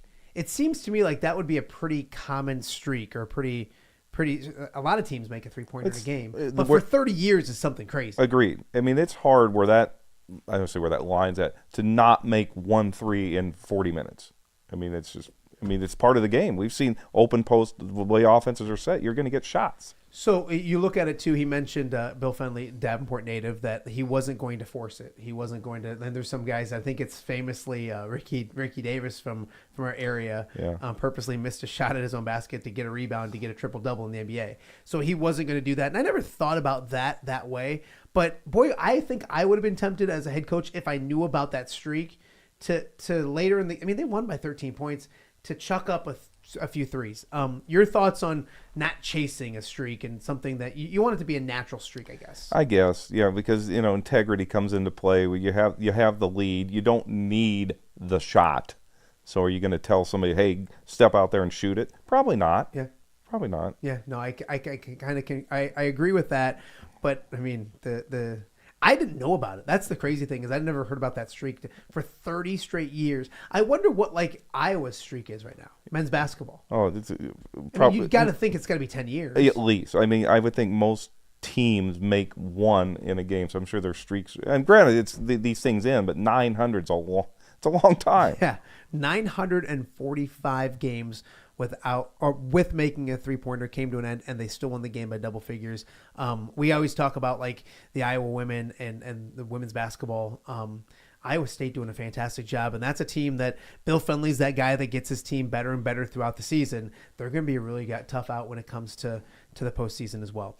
You are the D3 national coordinator. It's funny, I keep looking over your shoulder. There's a MediaCom truck driving around my area. Like, look, if you and it's just got me worried. So here's the thing. Full disclosure, I got great MediaCom internet out here. Like I'm not out in the middle of nowhere. The stream runs well. Yeah, there's but like the last 5 of the last 8 days, they've decided to start working on our internet. And they don't even give me a heads up. I'm not trying MediaCom could care less about me, but and they just interrupt it. And so I'm gun shy when I see a MediaCom. I'm waiting for the text message that says, hey, we're going to take you off the internet. So with that being said, you're a D3 national coordinator for umpires.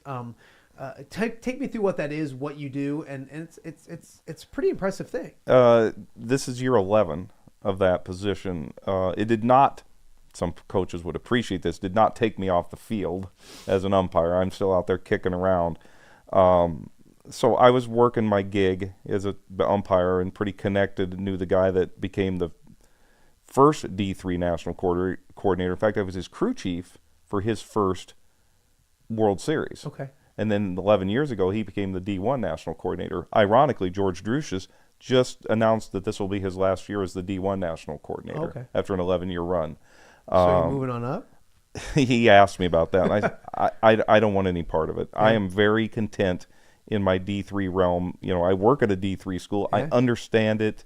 It fits. Yeah, no, it makes sense. So I'm happy with it. But, 11 years ago, he kind of approached me because we'd been on the field together and said, would I have an interest? And I said, yes. And we met up in Minneapolis, and he handed me the proverbial football and said, run with it. Yeah. And I don't know how much longer I'll keep it. I like it, so I'm sure I'll keep it for a while. And we change venues every 3-4 years where we play, which is cool. And I still get to work D1 baseball. Okay, so baseball, and I should have, gosh darn it, and the next time you're on, I got that video of you getting just. You're gonna bring it up, aren't you? Yeah, I mean, because so you're at first base, the air middle throw, and you just wear it right in your eye. They line drive to third. I should have moved in. I have the video. I should have got it. I don't have it. Oh, you'll save it for another. I'll be around. Darn it! Now I gotta have you back. Line drive to third. I should have moved into fair territory. I don't know if he's caught it or not. And all of a sudden the ball's coming back. Yeah. I'm like, okay, I'll lock down, get ready for the double up of the runner. Tips his glove. 7 stitches later, I'm lit up. Gosh, I'm so mad at myself. Down goes Donnie. Yeah, Kakert's going to give me a hard time. All those guys are going to give me a hard time for not showing it. But I'm lucky. I could have lost my sight. I mean, it could have been disastrous. Some would say you maybe did lose your sight. Well, it's possible. And then the time that you called Jackson Marks out at first when he was clearly saying Johnny's just to stick it to John Marks Johnny's and to full Jerry of shit. Burkhead. I got that right. I mean, unbelievable. I got that right. Do you have a favorite sport? Like I mentioned, and people don't know, they basketball, baseball, and then football. Officiating. And it's funny because when you're young and you play these sports, people would always say to me, "What's your favorite sport?" And it just depended the time of year. And I think to this day, some of my kids, I'll say, "What's your favorite sport?" And they'll say, if it's right now, it'd be basketball, and then it'd be baseball, all that kind of stuff. Do you have a favorite? I appreciate them all for what they are because they all have different elements. And briefly, football's fun because it's you and the teams and the environment's there. Yeah. Basketball, environment, fast-paced, crowd, noise. Yeah. Baseball, thank goodness that we've come up with some things to move the game along. Yeah.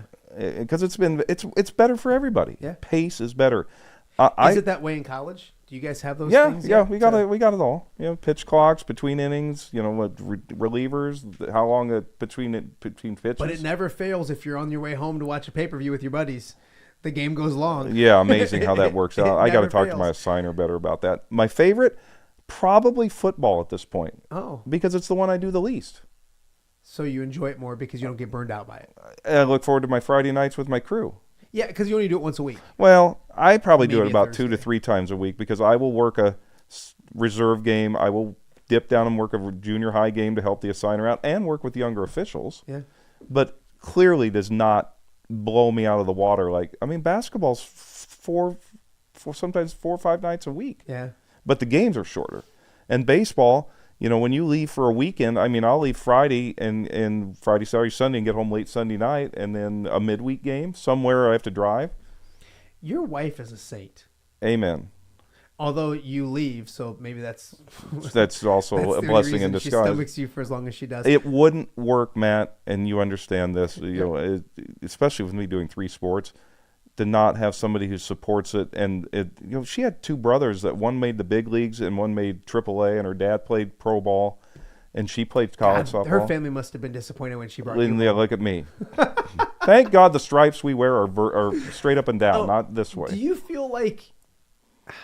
I don't feel like referees in football, I shouldn't say this, but I don't know if it's true or not. I feel like in basketball, you make more of an impact on the game. But then again, I shouldn't say that because in baseball, balls and strikes, all those kind of things. So it sometimes can be amazing. Which sport do you feel like your job impacts the most? Probably basketball. Though, see, that's weird because baseball, you can have one play and it can switch the entirety of a game. Yeah. Especially if I love working the plate. And I'm not saying I don't like working the bases, but you could go 6-7 innings of nothing and then you better get it right. Yeah. And replay has helped immensely. When I started, and any umpire that worked in the era before replay, we'd go ape shit out there and we'd have this big hullabaloo. Now it's like, well, take a look at it. Yeah. Or get together and try to get it right. Yeah. And that's been, I think that theme is across all sports, that we have that belief that if we can get together and get information, we'll make our best decision if we can flip it. And I'm a big believer that we shouldn't flip it unless it's clear and evident. Yeah. You should be able to watch it on TV and go, boy, I hope they flip that because it's pretty clear. Yeah. But if it's 50-50, you got to trust the process. Do you feel like all 3 sports that we've talked about need help when it comes to local, high school? Is there one sport that we're in desperate need of? Is umpiring? Is officials for football? Oh, boy. But because I really feel like all 3 of them need it. They all need it. But I feel like football-wise is what we see the biggest impact on because of the games being moved from a Friday to a Saturday, a Friday to a Thursday. Maybe that's the one we see because it affects the games and times. But I've heard stories from you about trying to find umpires to do a freshman baseball game at 10 a.m. in the MAC. in the MAC or whatever. So it's pretty dire around everything. It's everyone. It's all of them and baseball's tough because Iowa plays in the summer. And Illinois plays in the spring, but you got to compete against college. They all have their impacts. Summer has so much youth travel ball. You can only stretch guys football other days and so many games and expect them to keep working. Yeah.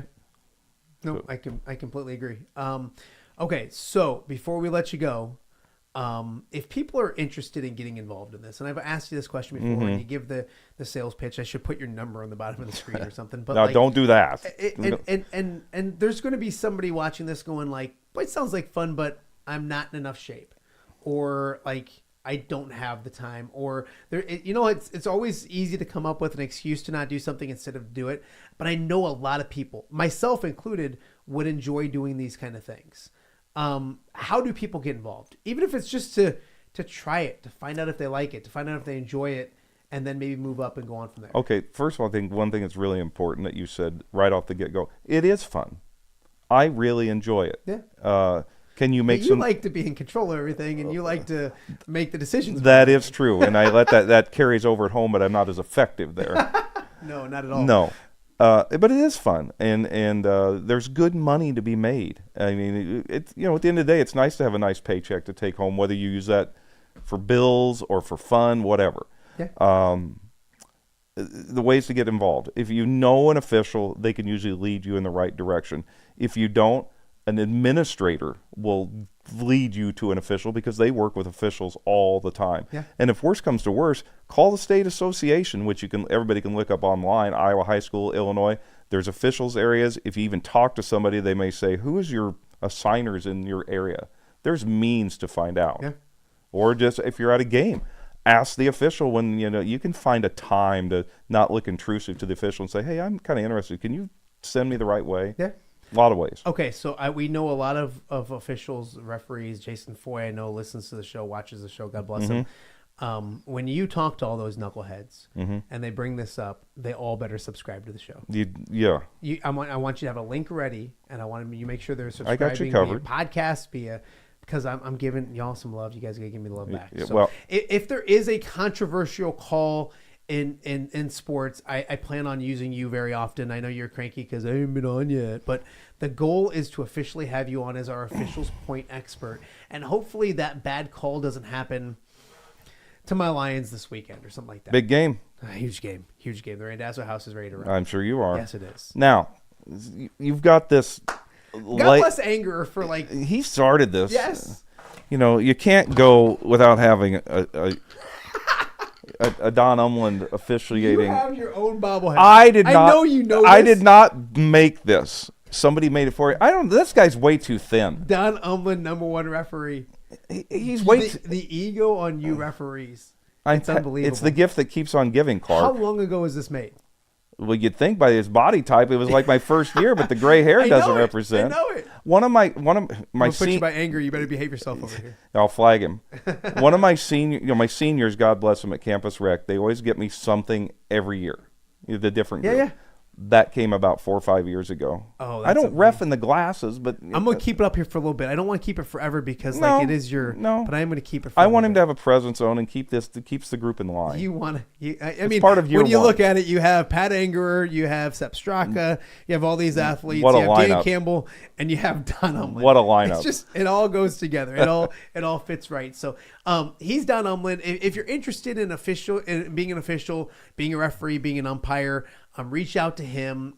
Reach out to me. I can help you get to him. But it is a thing, and people are worried about how youth sports continue. Yeah. Youth sports can't go like this, and officials and referees go like this. It doesn't work. If that makes any sense. So be nice to him first and foremost. You can make fun of him later on, but be nice to him. And also, you are a huge wrestling fan. Oh, you are. Tom was on yesterday. You guys are going to the Royal Rumble without me. It drives me crazy. So.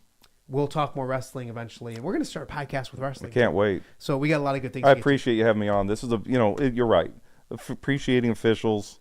It's not an easy job, but you know what? We sign up for it. Yeah. But it's nice to get a little love every once in a while. I appreciate you giving me a chance to talk a little bit about it. Well, after the break, Fritz Dieudonne is going to join me, and I'm going to find out how bad of a referee you actually are. That's fine. See if you've messed up any That's calls fine. with him. So Fair. Coming up after the break, we are going to be joined by Rock Island head football coach, former Wildman head football coach, Coach Charles Jagusah, as Charles and Notre Dame gets ready for the national championship game coming up on Monday. So we've got that and a whole bunch more to get to right here on a Wednesday edition of Off the Air. Don't you dare go away. Hello, Dan Pearson here of FCA. Our team is thrilled to support Off the Air with our good friend Matt Randazzo. We share the view of the power of sport when it comes to relationships, including the influence of the coach. FCA believes the coach is the most influential person in America. Matt celebrates local coaches and athletes. His content is informational, insightful, and inspirational. Our Fellowship of Christian Athlete team loves partnering with Off the Air with Matt Randazzo while we engage, equip, and empower coaches and athletes in our 23 counties. FCA, the heart and soul in sports. View from the West, the podcast covering Illinois high school football. It's going to be a hard-hitting game. It's going to be great football. Weekly analysis and reaction from around the western side of the state of Illinois. This is the game we had circled when the year started. Follow along on YouTube and subscribe wherever you listen to podcasts. It's big-time football out there tonight, and I know we can play big-time football. View from the West. We got you covered.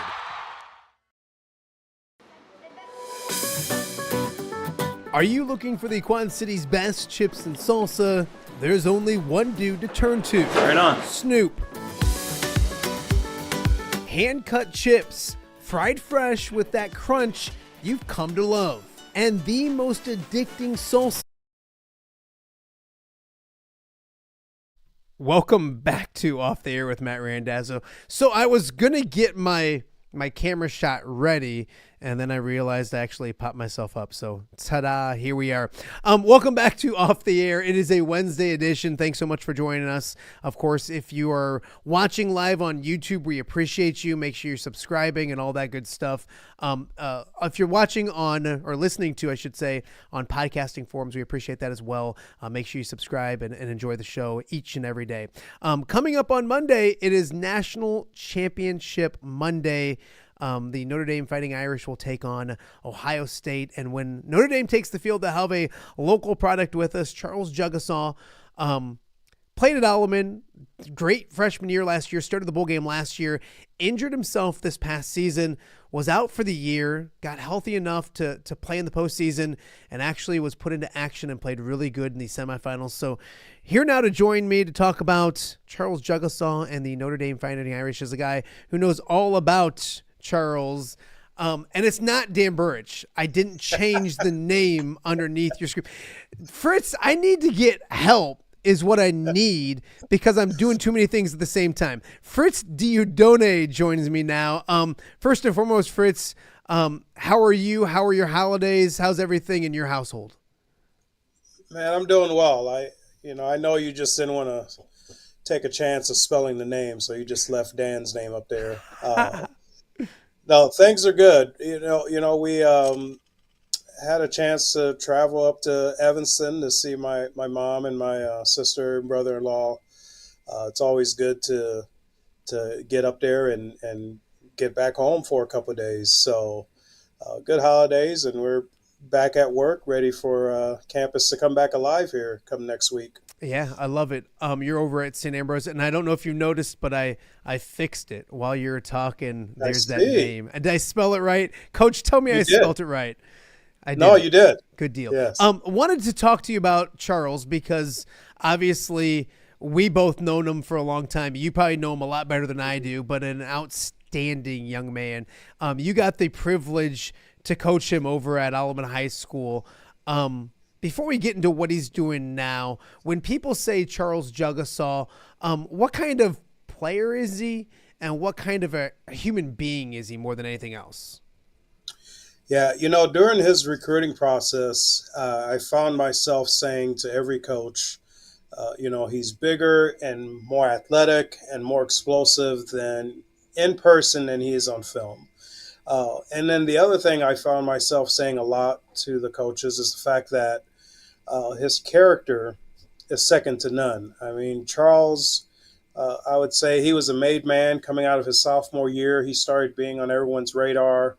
I walk in there and we only had 27 guys on that roster. And he would walk the halls of Wildman High like he's just any other student. He didn't have an ego. He wasn't a prima donna or anything like that. He responded to hard coaching and made it easy for me to really set the tone with the team because Charles didn't get preferential treatment. And he didn't ask for it, and he responded, if Charles is doing it, why can't we? So it was a pleasure coaching him. Absolutely outstanding young man. So I'm thrilled to see what he's doing at Notre Dame. He was out this season, played in the bowl game, started the bowl game last year, looked to be on track to be a starter this year. When his injury comes about, what did you talk to him about? Did you talk to him? And obviously a frustrating situation for a young man that really was in a situation to have a big season. Yeah, what's funny about that is I'm sitting at work and I get a text from one of the Notre Dame beat reporters and said, "Coach, we're trying to confirm Charles suffered a season-ending injury." And that's how I found out. And I'm like, well, that's news to me. I had talked to him probably a week or two before that. They were in camp, I check on him periodically. And I was like, yeah, I have no news for you because I didn't know any better right at the moment. And then it was probably an hour and a half, 2 hours later when Coach Freeman and Notre Dame officially released. I was sick for him. The thing for Charles that, like right now, as I'm coaching at Rocky and all the years that I've been coaching, is he's an example on how to do it for a lot of reasons. One of them for me is, here's a guy who was rated as the #1 recruit in the state of Illinois. He was a top 60 talent in the nation, All-American, made it to San Antonio for the bowl game. And his freshman year, he doesn't touch the field until the last series of the last week of the season is when he gets in. And based on that performance, when Alt and Blake Fisher opt out, he's named the starter for the bowl game against Oregon State. And just that part of the story. And in our area, we have a lot of great young men that play football. And the vast majority of them struggle their first year because they go from playing all the time to doing nothing. So for me, his perseverance to that first year, and then to get to like August 5th, when he tore the pectoral muscle, and he persevered through the rehab and everything to make it back on the field. Yeah, he gets in. So in the beginning of the playoff, people were texting me, hey, he's in there on special teams and all that kind of stuff, which is great to see. So I'm watching, I'm excited. And then the semifinal happens, injury-wise. He goes in, and you can correct me if I'm wrong, Coach, but I've only seen Charles line up at tackle and maul people there. He goes inside to guard, and from all the, PFFs and all those kind of things, says he did fantastic. You be the football guy, because I know you're watching every single one of his plays and probably have gone back and watched them again. How good was he in that national semifinal game, playing a position he don't play? So the funny thing about that, so coming out of Georgia, I text him and I said, hey, man, I'm so glad, I'm proud of you. So glad that you're back on the field. And, I said, I've never cheered so hard for a field goal PAT unit, right? And he gave me the typical real dry Charles answer saying, yeah, I'm glad I was at least able to contribute that, right? Yeah. Paraphrasing. But his sentiment was that he was at least glad that he made it back this year to at least help the team with that, right? His first collegiate snap last year was at left guard. Okay. Stanford. He pulls the inside backer blitz, and he drops his hips, rotate, pick up the blitz on the fly. And I text Sheila and I said, your son is so freaking good. Just like folks not understanding how insanely athletic that was. And being able to, this guy's 6'7", 6'7", 300 change. Being able to move, rotate his hips, and not lose power when a linebacker's coming at him is just insanely impressive. And so for him, watching him against Penn State and watching the fact that if you didn't know he was a wrestler, you could tell he's a wrestler. He plays lower than his height. He doesn't lose his power. Fast twitch muscles. He gets in, and it's no surprise. All of a sudden, their best run play is the counter. Yeah, and they're pulling him to kick out block, and it was a great combo because you've got a mountain of a man, Tosh, come in at the left tackle. If you go back and look at the score, their first touchdown, you got the left tackle come in and he's down blocking, and then here comes Charles, another 6'7" monster, pulling the kick out the poor outside backer. And I was geeked. I spent, we have YouTube TV, so I'm sitting there going back. I've watched the game now a couple times since it's been played, just focusing on him. Yeah. And, that's why he's really so valuable. He can play all four positions right now, both tackles, both guards, and let him tell it. He'd play all five. Yeah, no, and he did a fantastic job. Coach, I don't know if you know, I don't want to put you on the spot, but how is their health up front? And is Charles set to be in the lineup? Will he be on special teams? Do we know coming up on Monday? I think Notre Dame, I believe, is playing a little gamesmanship, which to makes their sense. credit. Makes sense. Because early on in this week, they announced that, the left tackle, he was out because of the high ankle sprain. They did release that really early. And then when they officially released their depth chart yesterday, they listed at left tackle Tosh, who was the young man that went in against Penn State, or Charles Jagusah. So that's the one position. They had two names listed on there, and I think that is pure gamemanship. I typically, when I communicate with Charles, it's usually always after the game. Yeah. Right. I don't pick his brain during the week. He's got enough stuff to worry about. Sure. But considering the fact that, if I'm those coaches and I see what he is in practice, it's no accident that you have an All-American first rounder opt out, and everybody was like, wait, you just named your true freshman backup guard to be the left tackle last year. Yeah. They see it in practice, and he reps guard and tackle in practice. That he came in pretty early. They named him the starting left tackle pretty early into training camp.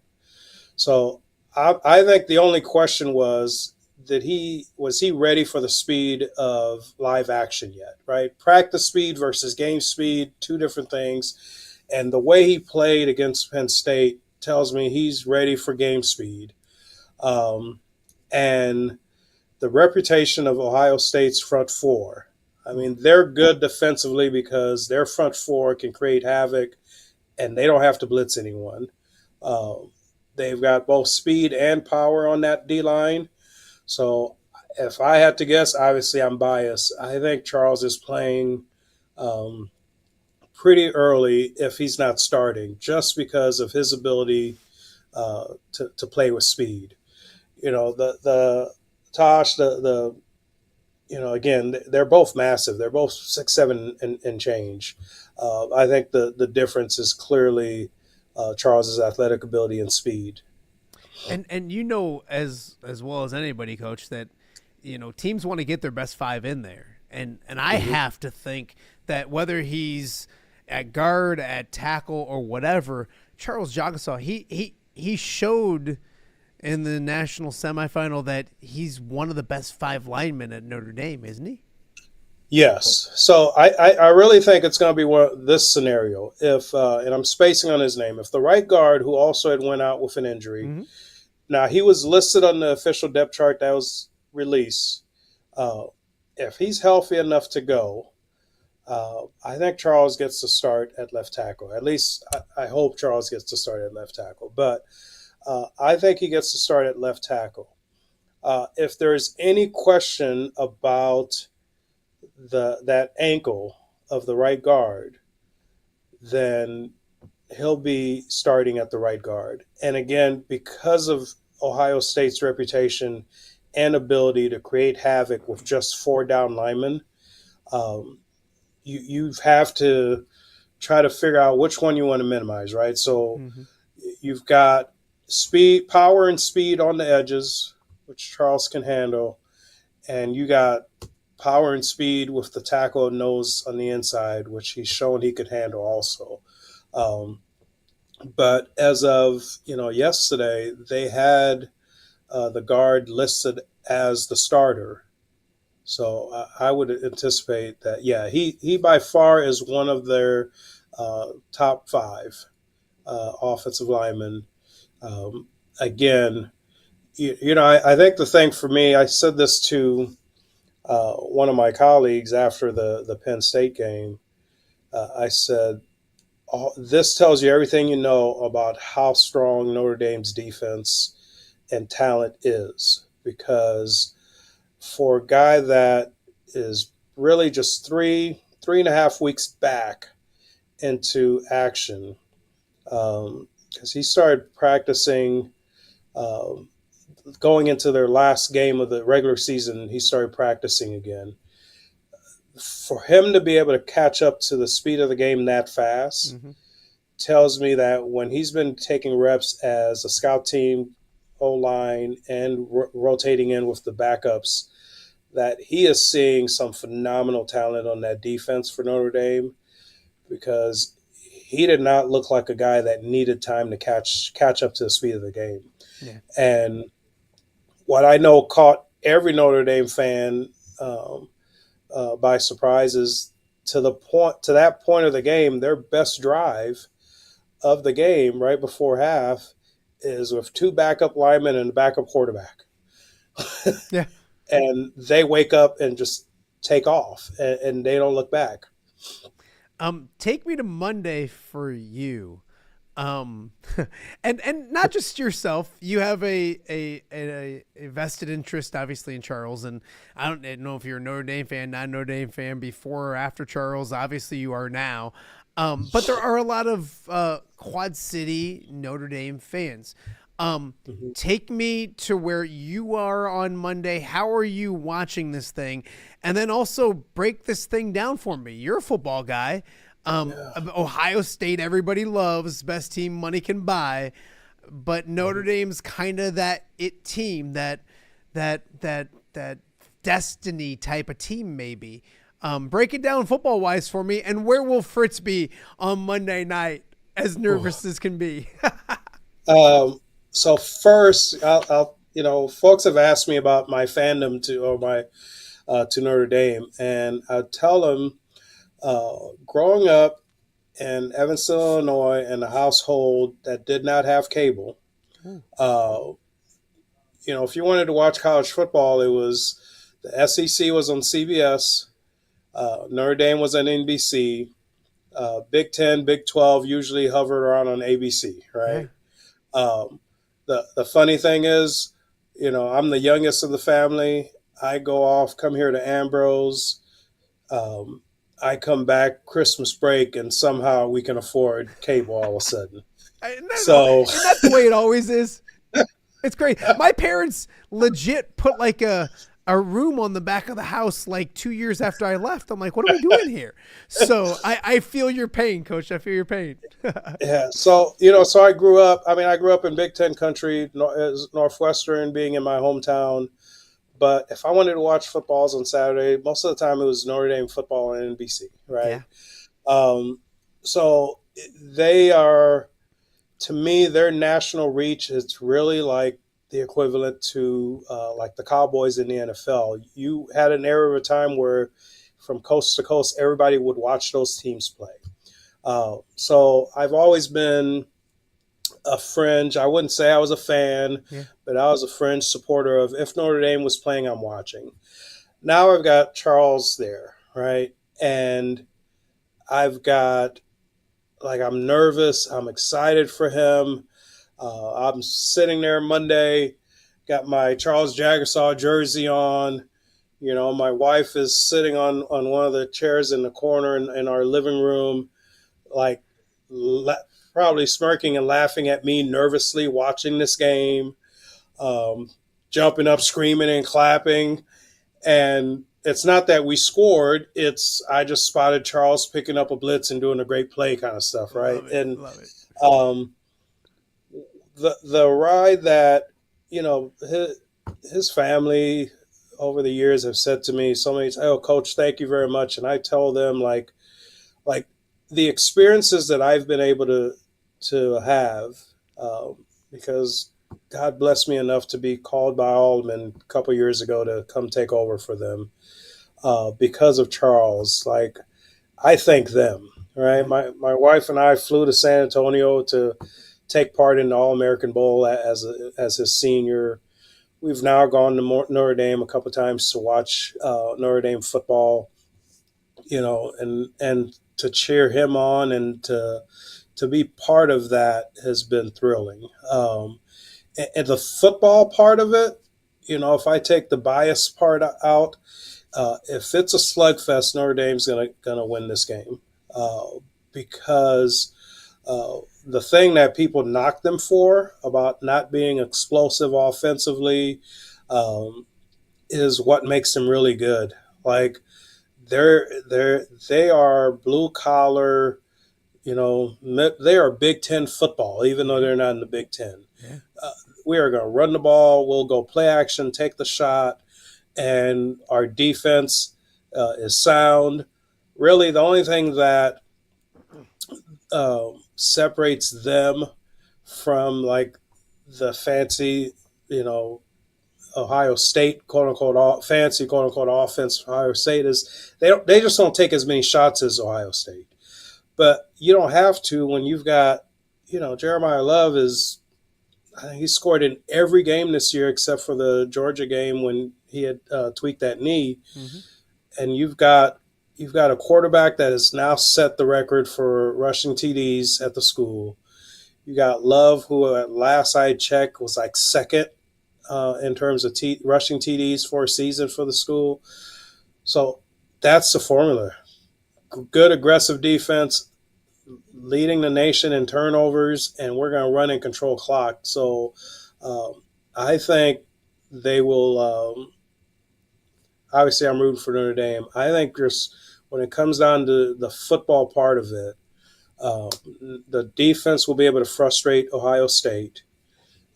And then you'll be able to see, like, when you're a team that is used to scoring quickly, when things don't start happening at the same pace, it's their game against Texas. You could tell that they started getting a little tight. They started getting a little frustrated and had some really bad penalties during that game because they weren't able to be as explosive as they typically are. And that's what I think will happen also this week.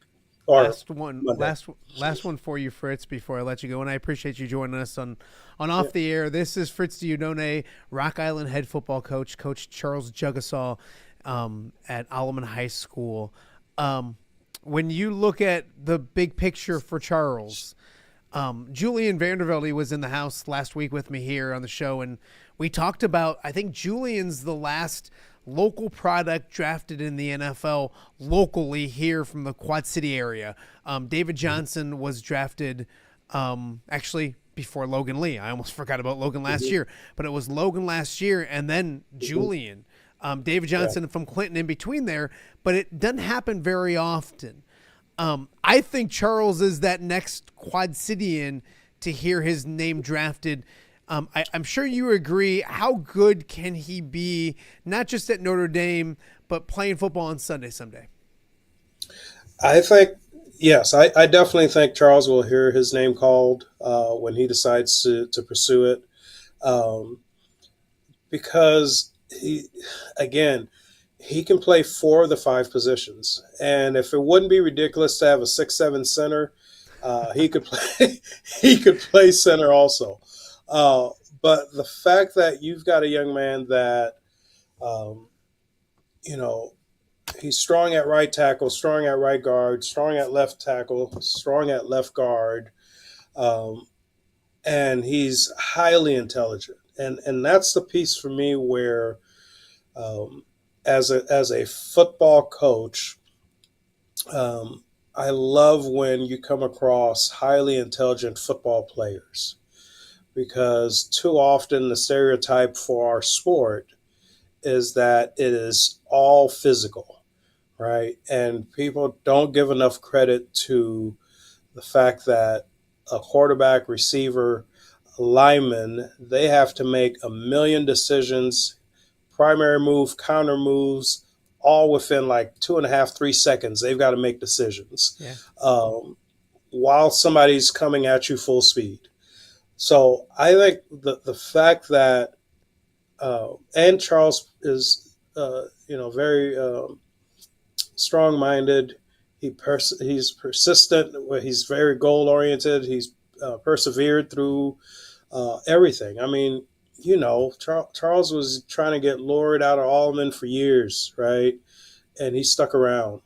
And the fact that a guy with his talent and as many schools as have wanted him, lesser players would have transferred after their freshman year when all they had was a series, right? When he's seeing, so Proctor, another quote unquote local talent at that position, Caden goes to Alabama and he's starting as a freshman. And I think a person with a different character that has Charles's talent after his first year would have left, right? Yeah. A lesser person with Charles's talent would have decommitted because in between committing and signing and getting there, Coach Heastan retires because he wanted to be a dad, right? His son was going into his senior year playing, and he wanted to be a dad and be able to watch cheer on his child's last year of football. And other guys would have jumped ship. Yeah. Charles stuck it out. And so for me, I definitely think for his mental capabilities, his athletic abilities, his strength, his character, and again, he plays all 4 or 5 line positions. I got to increase my jersey budget. No, I love it. I always say, and I've mentioned my dad's golf outing a million times in only 2 weeks of doing the show, but Charles was another guy who took the time being back in the Quad Cities. I think he literally, I know he loves golf now. He's addicted to it, yeah. But I think he took the time literally to drive back just to take part in it. He's a fantastic human being.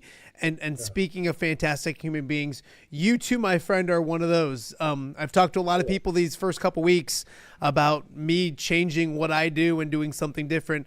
You're one of the first coaches, and not just coaches, but friends that I mentioned it to on the sideline at a practice, and you listened and chatted and all that kind of stuff. So I will always appreciate you. I can't wait to see you do big things at Rock Island in the future years, and we'll talk real soon. I appreciate you.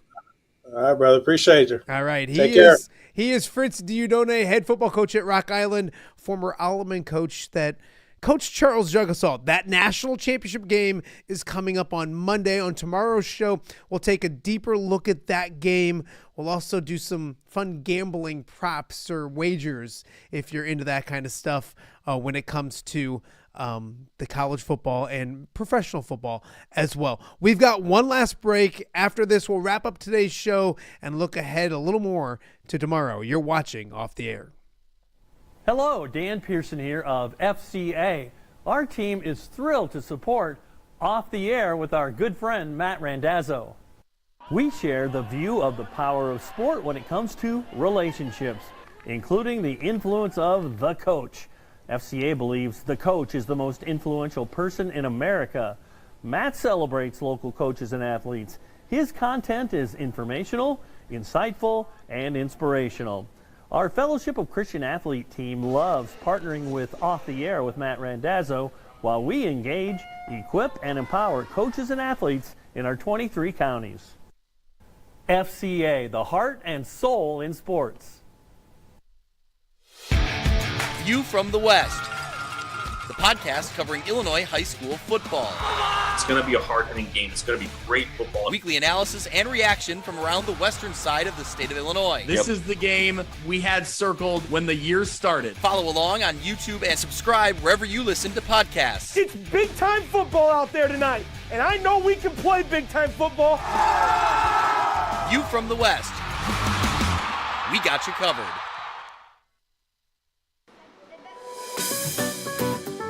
Are you looking for the Quad City's best chips and salsa? There's only one dude to turn to. Right on. Snoop. Hand-cut chips, fried fresh with that crunch you've come to love. And the most addicting salsa with delicious fresh ingredients each and every time. Pick up your chips and salsa, queso, enchiladas, and much more at the Stern Center in Rock Island. To place your order, simply call the man himself. It's Snoop at 309-314-8197 and find out for yourself what the rest of the Quad Cities already loves. Welcome back to a Wednesday edition of Off the Air. A fun show today. Don Umland joined me in studio, good friend of mine. It is Officials Appreciation Week in the state of Illinois. So if you know an official, a referee, make sure you give them some love, some appreciation. They are unfortunately a dying breed. I don't mean that literally, but people that need our support right now more than ever when it comes to youth sports and high school sports moving forward. So appreciated Don being here. We'll be joined by Don several times when controversy happens in the world of sports when it comes to officials. Also want to thank Fritz Dieudonne for joining me, talking about Charles Jagusah, the Notre Dame Fighting Irish playing for a national championship on Monday. We'll talk more about that tomorrow on the show. And then last but not least, I want to thank Dan Burich, my mentor at WQAD for so many years, longtime sports director, the originator of KJAC and sports radio here in the Quad Cities. That was a lot of fun. I'm going to annoy Dan like I probably always did back in the day and see if he can do that more often because that was a ton of fun. Coming up on tomorrow's show, Dan Pearson will be along joining us to talk about FCA and local sports and everything he's involved in still. Another of those mentors of mine, but also Mount Rushmore when it comes to sportscasters in the Quad Cities. So Dan Pearson tomorrow, plus several other fun guests. So we're excited to wrap things up Thursday this week. Friday, no show this Friday. We'll be back next week with a full slate of shows right here on Off the Air. So again, tomorrow, Dan Pearson right here on Off the Air. Thanks so much for listening, for joining us, for watching if you're on YouTube. Thank you for subscribing if you have. If you haven't, please do so. We'll be back here with another episode of Off the Air tomorrow.